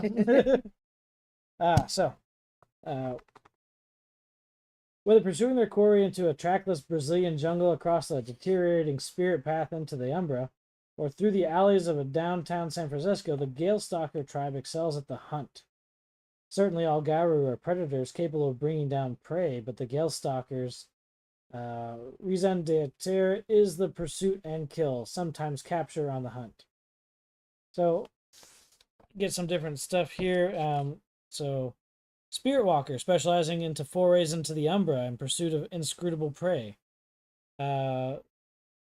So Gaucho, in many cases, Garu make animals nervous, almost certainly because the latter sense the predator common to all werewolf forms. But every now and then a bond forms, as it has between the Gaucho and the horse they've come to trust. So, Leech Talker. Cities are full of the unquiet dead, blood drinkers who play the world of the living against itself to their own benefit. No surprise then that these leechers are so often attached to the same agenda of avarice as the most short-sighted human. There's like different things going on here. Then we've got the Ghost Council, great seekers of mystery, but they are regarded as somewhat secretive by the more straightforward Garu, with their own different things that they can do. And so again, not just a big scary wolf, but a werewolf necromancer. Or someone who you can deal more directly with the spirit world by entering the Umbra, or embodies the rage of the planet and destroys your enemies. Like, there's a lot that goes into werewolf, and it really, for someone who's a savvy storyteller, it gives you a different kind of story to tell. I think werewolf is probably the most unique of the World of Darkness settings that we have for 5th edition, in that it's not guys with guns out there hunting vampires, and it's not vampires that are, twisting in their glass castles now, skyscrapers above the city as they vie for position and power. The werewolf and the way that they interact and understand the world and how they've come into it is a unique perspective among some of the World of Darkness. Yeah, because a lot of the vampire guys were arguing about the progenitors and how that increases their clan status, right? Because one clan thought they were progenitors, that Dracula was their number one guy, and then the other guys are like, no, Kane's the number one guy. Right, and that was one of the things they played with in the 4th edition, is where they started to play with how the clans believed that they came about and what made them fit to lead and that sort of stuff. And so they do end up with a lot of this like power and control schemes, and this guy begot that guy, begot that guy, so I can noble family infighting kind of stuff. Right, and it's really, it's not like a fault, but a feature of the vampire storyline and who they are and how they've been able to survive for centuries. And so they uphold this structure because it has kept them alive. but it's again a different sort of story than what you're going to find when you With start werewolf, talking yeah. with werewolf. And I think that's one of the things that draws me to it outside of being able to rage crush an entire warehouse. Because their uh, motivations are completely different. It's really cool. yeah, for sure. So as we move through there, I want to make sure. All right, my notes cut me off there, but largely again, permanent death is possible. You got to watch out for the game system. Doesn't get forgive foolishness. So New and interesting ways to kill your players. yeah, but and that I think is going to be one of the things that is going to be most pertinent when we start to hear now talking about Hunter the Reckoning specifically. Oftentimes you're just a dude that somehow bumps up against the supernatural. It comes in and it kicks your door open, and you're like, holy crap. As an example, in the chronicle that I ran yesterday, the backstory for one of the characters was that as a con artist, he would go through and clean people's bank accounts out and this and that until he was in a small town and he happened to cross a group of werewolves. Yeah, he tried to con the werewolves. And so they happened to be young werewolves, but suddenly they were pissed and they came for him. And that was his introduction to the supernatural. So the hunters tend to bump into it and then suddenly go, holy crap. This realization says, there's more out there. This is not exactly, what we've been told. And again, it can be something as sort of what we would say as silly as hunting for Sasquatch to full-on vampire slaying like Blade or Wes Craven's team and those sorts of stuff. So the hunter stories can allow you to focus in different areas of the supernatural too, which is kind of fun. You could even potentially run a Blade-like campaign where one of the players in the party is vampire or has some thin blood attributes or something. And there's always that sort of stuff you get, as a contact or something like that. It's not impossible because of the way that they see each other. Now that we've introduced it, we'll talk a little bit about how they interact. That's what I'm set up for right here. That you could end up with a vampire sort of working with hunters, but the big thing with vampires is that everything is an enemy unless they can manipulate you, and so you're only alive for as long as you're useful to them. Yes. Because you see that a lot with the Camarilla because they're more high society types. So that's definitely how they view humanity as a whole. For sure. Like if you're not a vampire, then you're not really worth anything. Yeah. Then you're food. And so if you can't do something for me, then they have no use for you. They won't interact with you. They're not going to necessarily come and destroy you, but they're not going to invite you over. There's no inroads there. Yeah, there's no reason for them to interact with you. If I, as a vampire, come across these hunters, if I could manipulate the hunters into pursuing my rivals, then I'll work with you.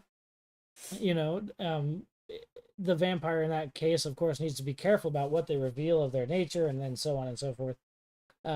Particularly if the hunter ends up being part of the Second Inquisition or the Society of Leopold, who are very particularly going after vampires in this case. Yeah. But a standard group of hunters, those street level or vigilante style hunters, might be more susceptible to their organization being manipulated by a vampire. And again, like we talked about, vampires and werewolves would have to have something pretty big come up that would benefit the both of them to take out, or they would just kill each other. When like Rita Repulsa shows up again with the Megazord, but hunters, from their perspective, they don't differentiate between the supernatural. They're not looking to be friends with any of it. They see everything as a threat, whether it's a ghost or a house that eats people, or vampires are among us, or werewolves are tearing apart, conservation agents, or just you get a werewolf that's out on a rage, tears through a pack of deer, whatever it is. They're going to find some sort of a justification, or their perspective on it largely is that it's a threat. That's what it is. It's a threat and it needs to be dealt with. Not often do you find hunter groups that are there to catalog only, but maybe to catalog and neutralize. You're not in particular, you're going to find that with sorry, I'm like, Second Inquisition. let me get some soda here. Yeah, with the Second Inquisition. So as a government society, or not sorry, as a government agency, this tends to be something where the CIA and FBI stumbled into finding out that vampires are real, and then of course they've linked up with the Roman Catholic Church. Yeah, because they're always there. That's the Society of Leopold side of this. Second Inquisition is sort of the umbrella term for all of it.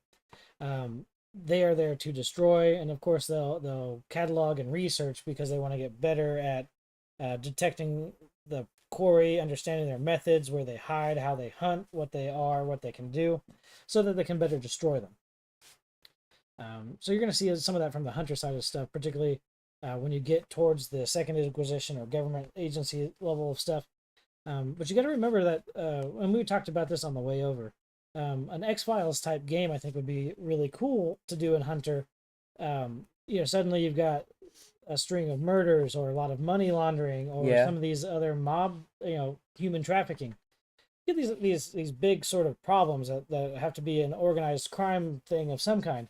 Yeah, so that's 100% the FBI's bag. There's organized crime going on, and then this file slides across your desk, right? And you're just some goob at the FBI, and you have to go investigate this kind of stuff. Well, keeping into the themes with hunters, where you tend to bump up against this stuff. You don't, again, as I talked about earlier with layers, you don't want to put this right in front of your players exactly.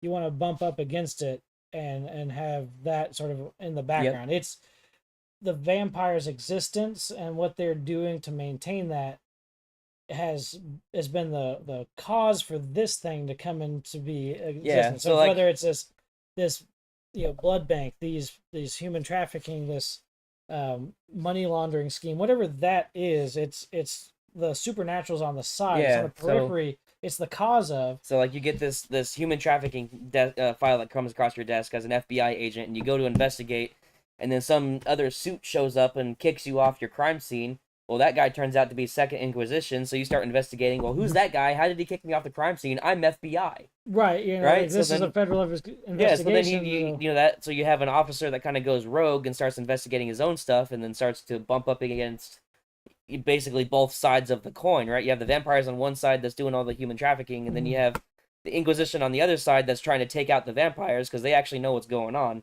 And you're the FBI agent caught in the middle of all this, trying to just figure out what's going on. Yeah, and that game in my mind would be like a cross jurisdictional, jurisdictional task force. Where I got some ATF guys, I've got some organized crime guys, I've got maybe a Secret Service agent from the Treasury over here because we're dealing with money crimes. Yeah, we got money launderers, and these guys are trafficking weapons so that they can continue to rob somebody banks. Somebody from the FBI Cyber Crimes Division is here because we got hacking and. So you could end up with something really cool in that regard without necessarily being, all right, guys, vampires are real and we're gonna go kill them.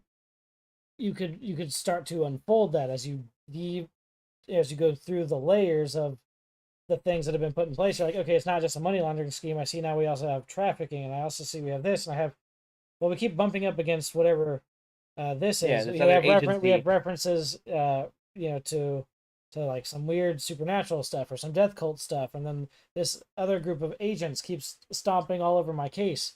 If you put all those layers into place, it ends up being an interesting mystery to unravel, and that towards the end you may finally be confronted face to face with some vampires or a werewolf or something that's been the cause for the investigation the whole time.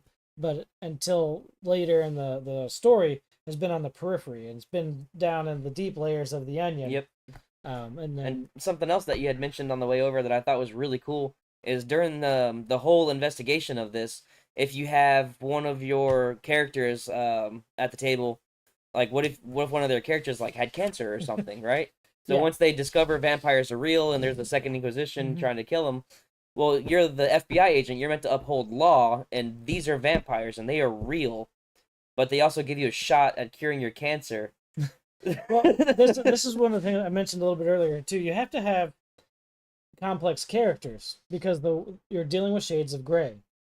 And we see that pretty well with Vampire. but you can't forget to do it with your hunter or werewolf character as well.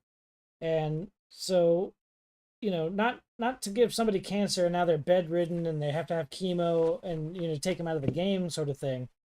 But if you have these compromised characters, Yeah, like Wade Wilson, right? He was still able to walk around, and then he went and sought the miracle cure.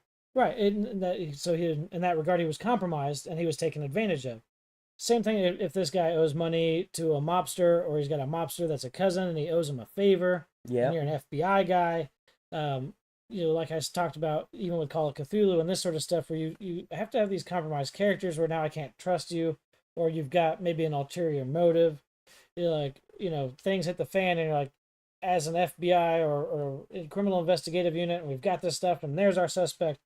And he's like, yeah, but Steve, if you do this, we can cure your cancer. You're like, we can do that. Yeah, once you unravel everything, yeah. And it's one of those where at the table in the moment, the character now has a conflict, and that can again, it adds those layers. It builds depth into the game. It could even be something as simple as like trying to swipe a access card from the FBI that you're at. Right, well, so like go back to headquarters and grab this document or something. Right, and that would be the compromising moment that would get this guy to try to. But because it always becomes blackmail. Right. And now I've got you forever. And these certain sorts of things need to be considered when you're writing your games and you're getting ready to start the chronicle. Even if you're dealing with a structured or pre-built chronicle like The Fall of London, or you're dealing with Chicago by Night.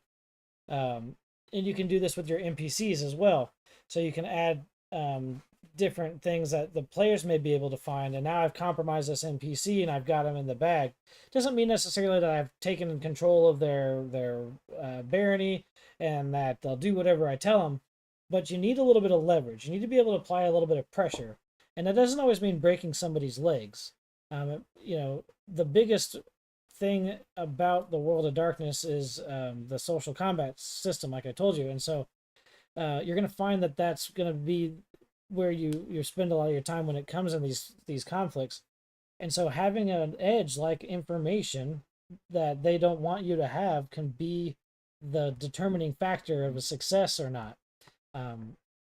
So be sure that when you write your NPCs that you also have these sorts of things that a player might be able to hook into and use later, or even use now to get you into the next part of your scene, but it doesn't always have to end in a gunfight. And largely, if it does, you're going to have a player rolling up a new character. Yeah, like my guy was useless in a fight if I had a camera. Right. Well, when you consider, if I've got 2 decks and 2 firearms, I've got a dice pool of 4, and then I got a +2 on that. That's 6 damage. My guy had 4 hit points, so. Right. And if you roll no successes on your defense score, that's it. Yep, you're done. So it's just one of those things you have to keep in mind. And even, when we're dealing with the themes of loss and this sort of stuff with Werewolf, you can have a compromised character, somebody who's feels like they let down somebody, can be a pressure point that someone else could use to manipulate. Or failed to save someone. Right, or wasn't able to fully uphold their end of a bargain with a spirit, any number of things. Be sure to layer your characters as well as your story and work in those shades of gray when it comes to the World of Darkness, and you're going to find that you'll get more texture to the game overall. Yeah, and that's where all of this stuff kind of thrives, because as you were saying, like once combat happens, it's fast and deadly. So Mm-hmm. And it can be a lot of fun too. I mean, especially you get to start flexing some of your vampire disciplines, or you go full Garu and you're just a wrecking ball. It can be a lot of fun, but again, if you're not prepared for it, it can be really deadly. Just like Call of Cthulhu, right? It needs to always be the last option. Ideally, yeah. Particularly when if you're just dealing with things on the face level, where everyone here is human, and you pull a gun in a bar fight, now you've got the police involved. Yeah. That can be a snag on its own. Not to mention all the other stuff that goes into being a vampire, or all the stuff as a hunter. Yeah, crap, I shot that guy. Now you're wanted as a person of interest in this thing while you're trying to deal with your investigation or whatever you're laying See, out. that was another fun thing that was on my character sheet is he had a negative trait that was he was a person of interest. Yeah. So whenever we showed up and the cops were there and the other person started talking to him, I just I ruffled like, my hair up and I did the full frayed ends of sanity kind of guy, and I just like walked right past the cops into the house. Like, I don't want them talking to me at all because I'm probably gonna leave in handcuffs. For sure.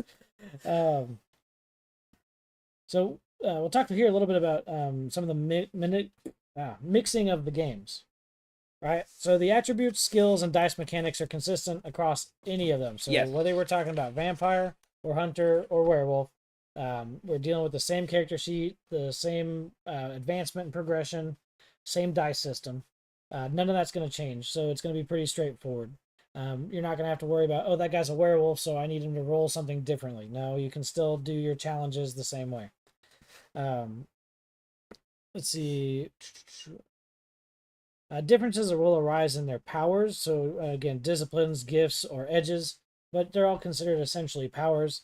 They will be a little bit different because, like invisibility versus, super strength versus your human guy that can basically turn undead. Right? Yeah. So, but you'll have the differences that are unique and specific to each of them, but you consider them largely powers, even though they'll have different names.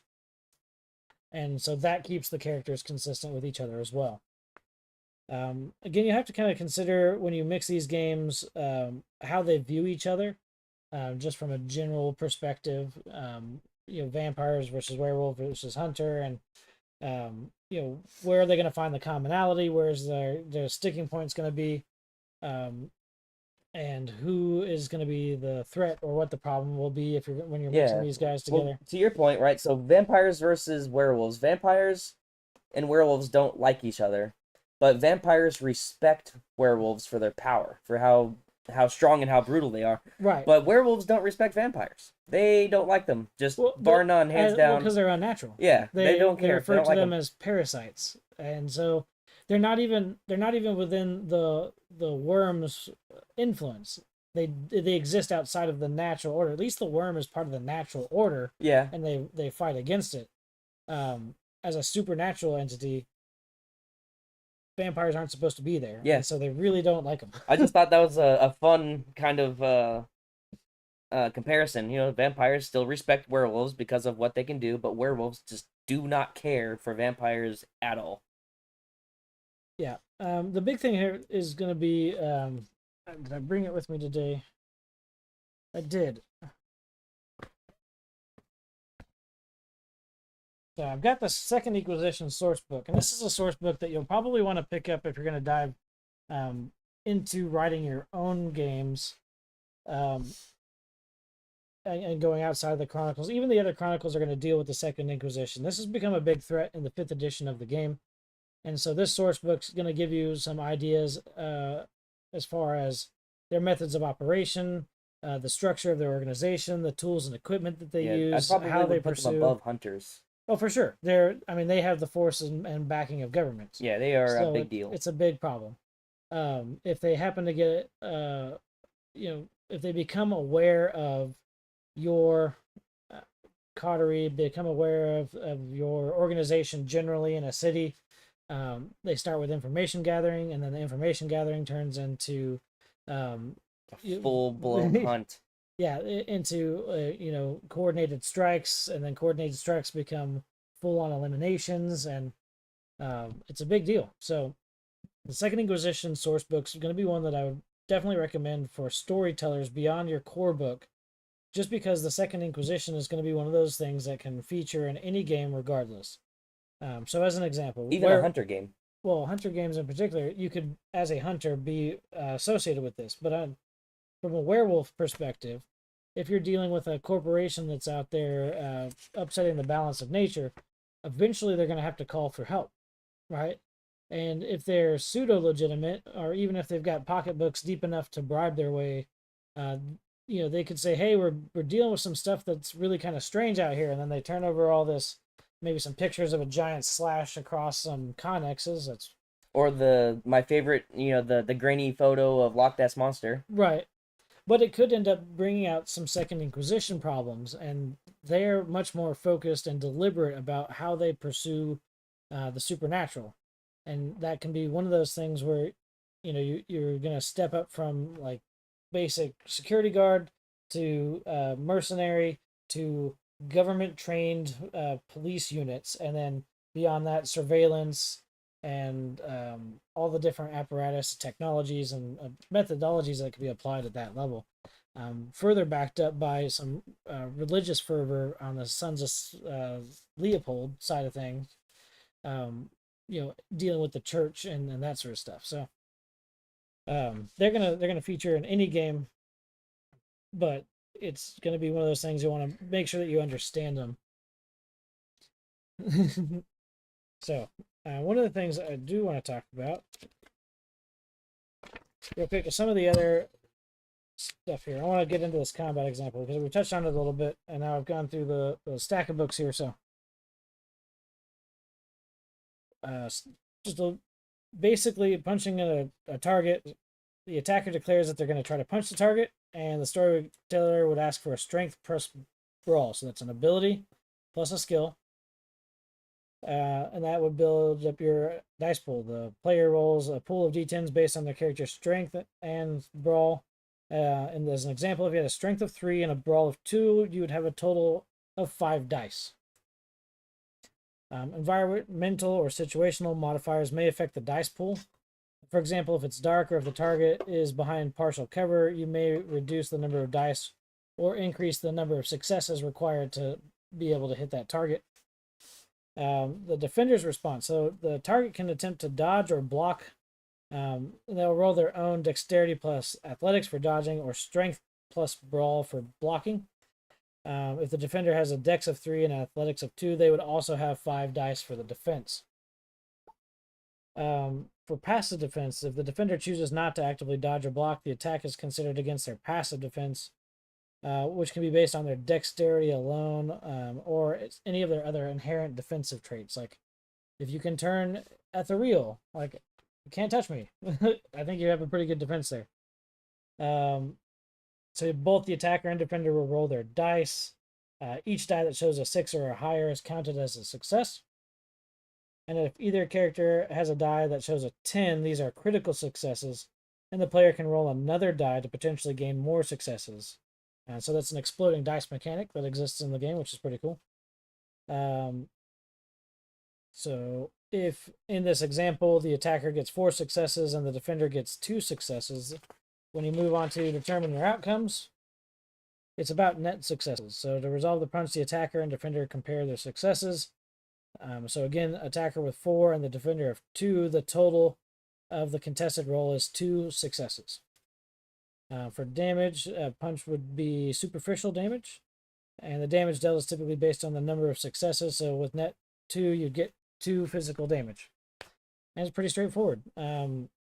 So for soaking the damage, the defender has a chance to soak based on their stamina and other defensive traits. So if you have fortitude as a discipline as a vampire, you could have activated that, and now your fortitude will reduce the amount of damage that you take. There it is. If the defender has fortitude, they can roll additional dice to reduce damage, and that's about it. So if you're based on your stamina, so if you have 3 stamina, you could potentially soak 3 damage off of that and deal or take no damage from that damage. Pretty straightforward. I mean, like that's how quickly you can run through it. Yeah, because literally for that combat round that you were just describing, the amount of time that it takes is you literally roll a set of dice and I roll a set of dice, and then we determine the outcome, and that's it. That's done. And once you understand what your character does, like if you know I am a shooty guy and I'm always going to roll dexterity plus firearms when I say I want to shoot that guy, you already know what your dice pool is. So you go, okay, go, boom, all right, and then you start counting your successes and tell your storyteller.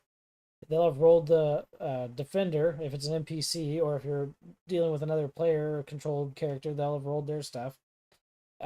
Same thing with a social conflict, right? Yep. Then we go against willpower instead of your health, and eventually you wear them down and you're able to resolve that scene.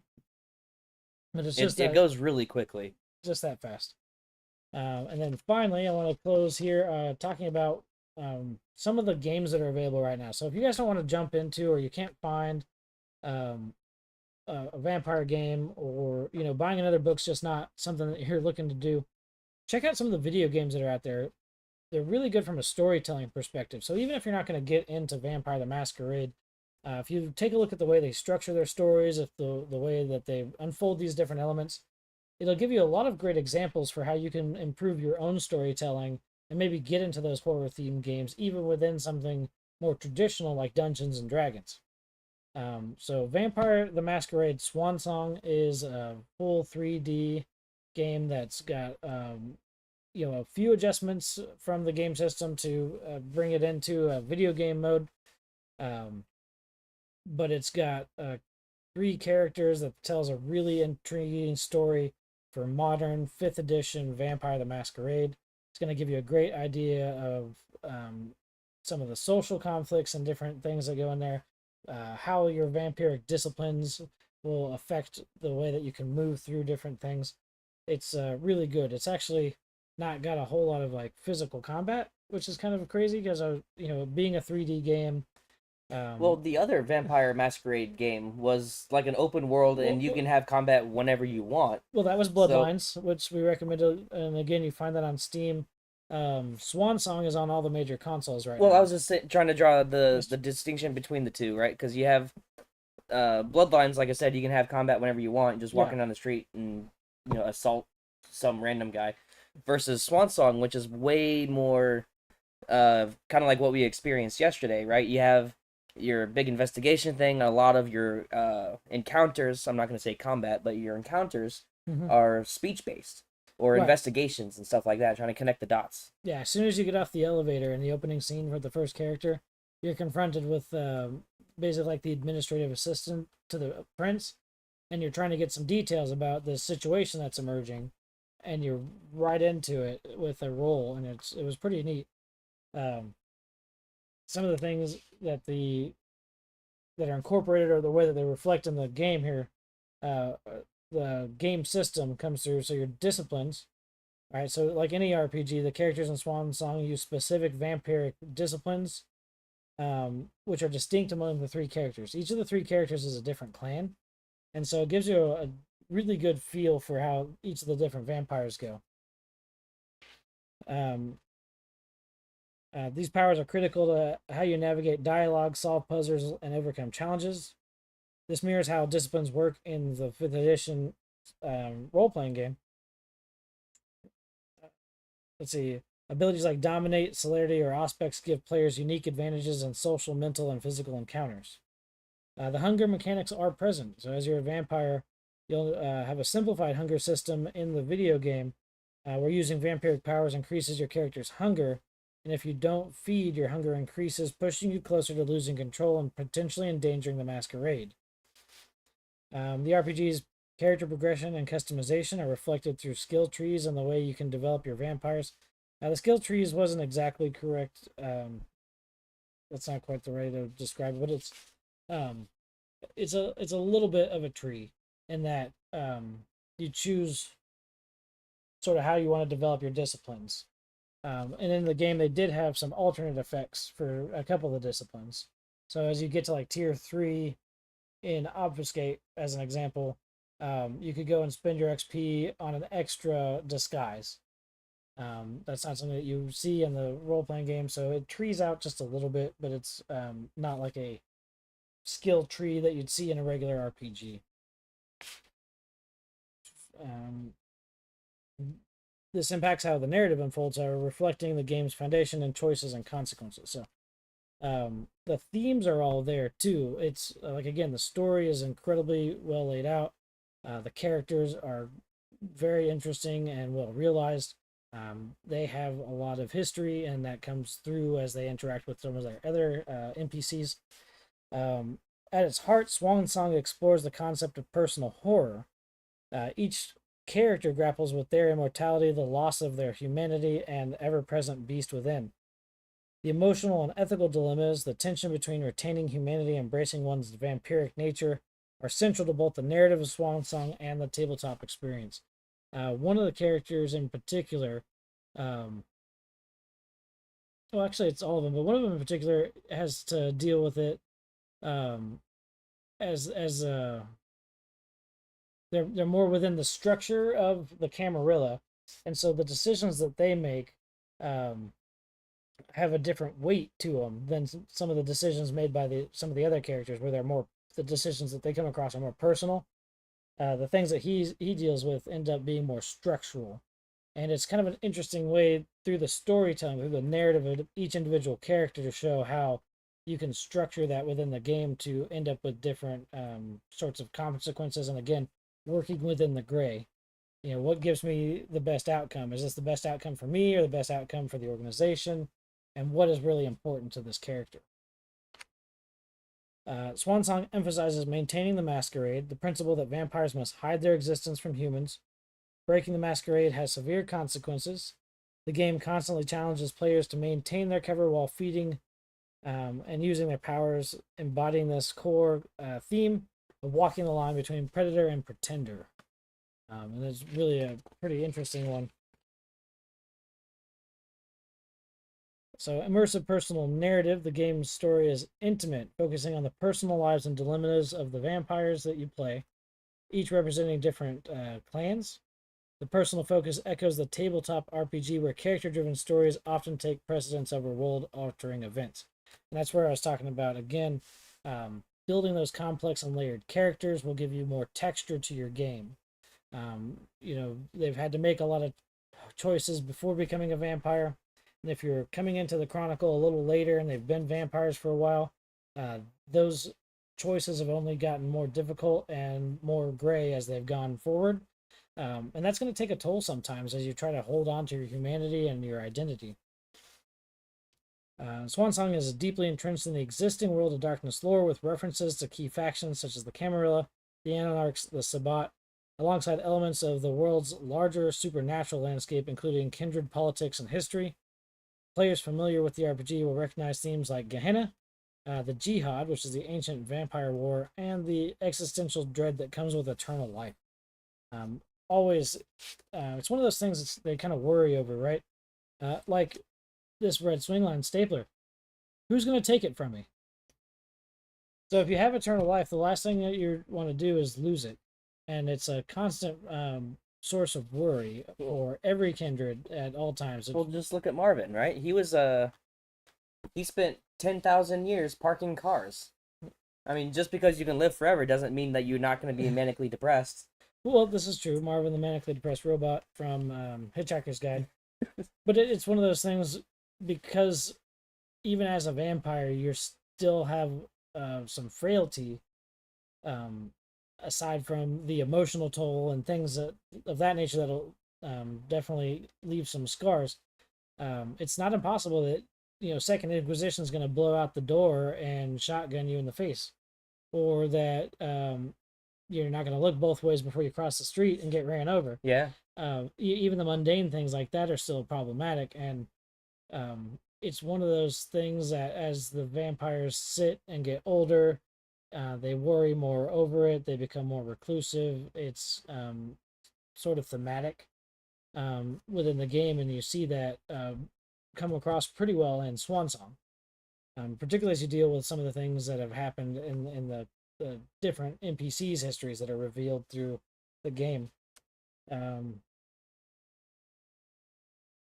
So alienation in society is one of those that is going to come up, particularly for vampire and werewolf. Werewolf is one of those where those werewolf characters don't fit into the modern world, and so they tend to be outsiders, whether they feel that themselves or not. Vampires in the World of Darkness are outsiders, navigating a world that they are no longer part of, even as they manipulate it from the shadows. Swan Song effectively portrays this sense of alienation through its dark, atmospheric storytelling, where vampires exist both above and apart from humanity, isolated by their immortality and their monstrous nature. And it's always interesting when the world comes knocking on the vampire's door. Again, in this case, the Second Inquisition, but whenever somebody slips up and something happens of that nature, something that, you know, a lot of these other vampires they're above and aloof and separated from suddenly comes crashing into their world. It can be quite a big shock for them, and they don't always know how to deal with it well. Yeah, well, I mean, so like werewolves just they don't want to be a part of society, and the vampires can no longer be a part of society. Mm-hmm. Immortal life is a curse in the world of darkness, not a gift. In Swan Song, characters struggle with the burden of time, their memories, and the inevitability of betrayal. Themes of passing time, the growing detachment from humanity, all play major roles in Swan Song and the larger World of Darkness universe. So, in conclusion, it's a faithful representation of the world of darkness, specifically vampire. Through its mechanics, it captures the essence of the game system while delivering a story steeped in the rich themes of personal horror, political intrigue, and moral ambiguity. Definitely recommend it. It's going to be one of those things that's going to give you the full World of Darkness experience if you guys wanted to grab that. There's also some other sort of like click-through games that are kind of neat. There's Vampire the Masquerade, Coteries of New York, and then Shadows of New York. Those were pretty good. They have a decent presentation and their storytelling, and it kind of gives you a little bit more of that social conflict context. But those are also available out there for you. Again, I've played them on console, and you may be able to pick them up on PC. If you only had to get the one, though, it'd be Vampire the Masquerade Swan Song, followed by Vampire the Masquerade Bloodlines. Yeah, I really enjoyed Bloodlines. I can't even tell you how many times I played that game. Just go back and with playing through the different races. Oh yeah, well the different clans. Yeah, clans. Because they do provide different context to each of the different scenes, and it's a lot of fun because there are so many ways to traverse the game. My favorite is still just Bruja, and you go pump everything you can into speed. Because I remember there was one time I was where you have to run from the cops through Chinatown, and I ran into the parking garage, and you know trying to run down, like you just see all the bullets like Matrix just tracking through the air, and I was just zigzagging through everything. I think my favorite is Firearms Tremere with full blood magic. Yeah, it's bad news. Yeah, that's horrible. That's bad news for everybody. But there's nothing beats just outrunning bullets. A little bit when it comes to wrapping up here, World of Darkness, Vampire the Masquerade, Hunter, The Reckoning, and that sort of stuff. Give me your thoughts on this. Well, so it's definitely more like a story heavy, more investigative. So as to your point, you would have to have several layers. You know, it's not like D&D where it's like, hey, there's a dragon over there, let's go kill the dragon. No, this is, you know, you have different things that are happening on more of a surface level, like where you have your different crimes that are happening, right, in order to try to keep the this vampire bar operating or whatever. There's all kinds of craziness that's going on. So you have, like, you know, your hunters are investigating these things, but they're always just bumping up against it. They're never really thrown into the middle of everything. Well, sure. What do you? I mean, you've already mentioned it, but it's a fairly easy to pick up system. This isn't something that you've played tabletop a lot of. I played this one time yesterday, and it was really easy to get into and a lot of fun. Because, like I said, we had the pre-gen. I just read over the character sheet, and then in my mind, I was like, okay, well, this is a librarian that, you know, discovered the truth, and so he's probably not going to be all there. You know, he's the guy on the History Channel talking about ancient aliens. So. So, yeah, I would say that for anyone who wants a more immersive, more rich storytelling sort of game, the World of Darkness is definitely one to consider. Just like what we reviewed earlier as we got into the spooky season, Call of Cthulhu. Yeah, you Cthulhu guys would do really well. Well, the Cthulhu is tended to be set in the 1920s, turn of the century, with a different sort of social context. This is more modern. It deals with things a little bit more darkly. Well, I meant like trying to actually run the game, because Call of Cthulhu has a lot of that kind of mystery and intrigue kind of stuff, not necessarily like You'll eventually discover that there's this cult that's doing a crazy thing with the mummy, but that's not the first thing that you discover. Right. This were So I think why I mention them in the same context. From a yeah, storytelling perspective, to make these games do what they're designed to do, to bring these horror elements into your table, to get these stories, to build this tension, to have this drama. Um, they both take the same approach, a layered approach with a complicated character that's not entirely well polished. These aren't your heroes, right? This isn't the paladin and the rogue. These are not heroic people.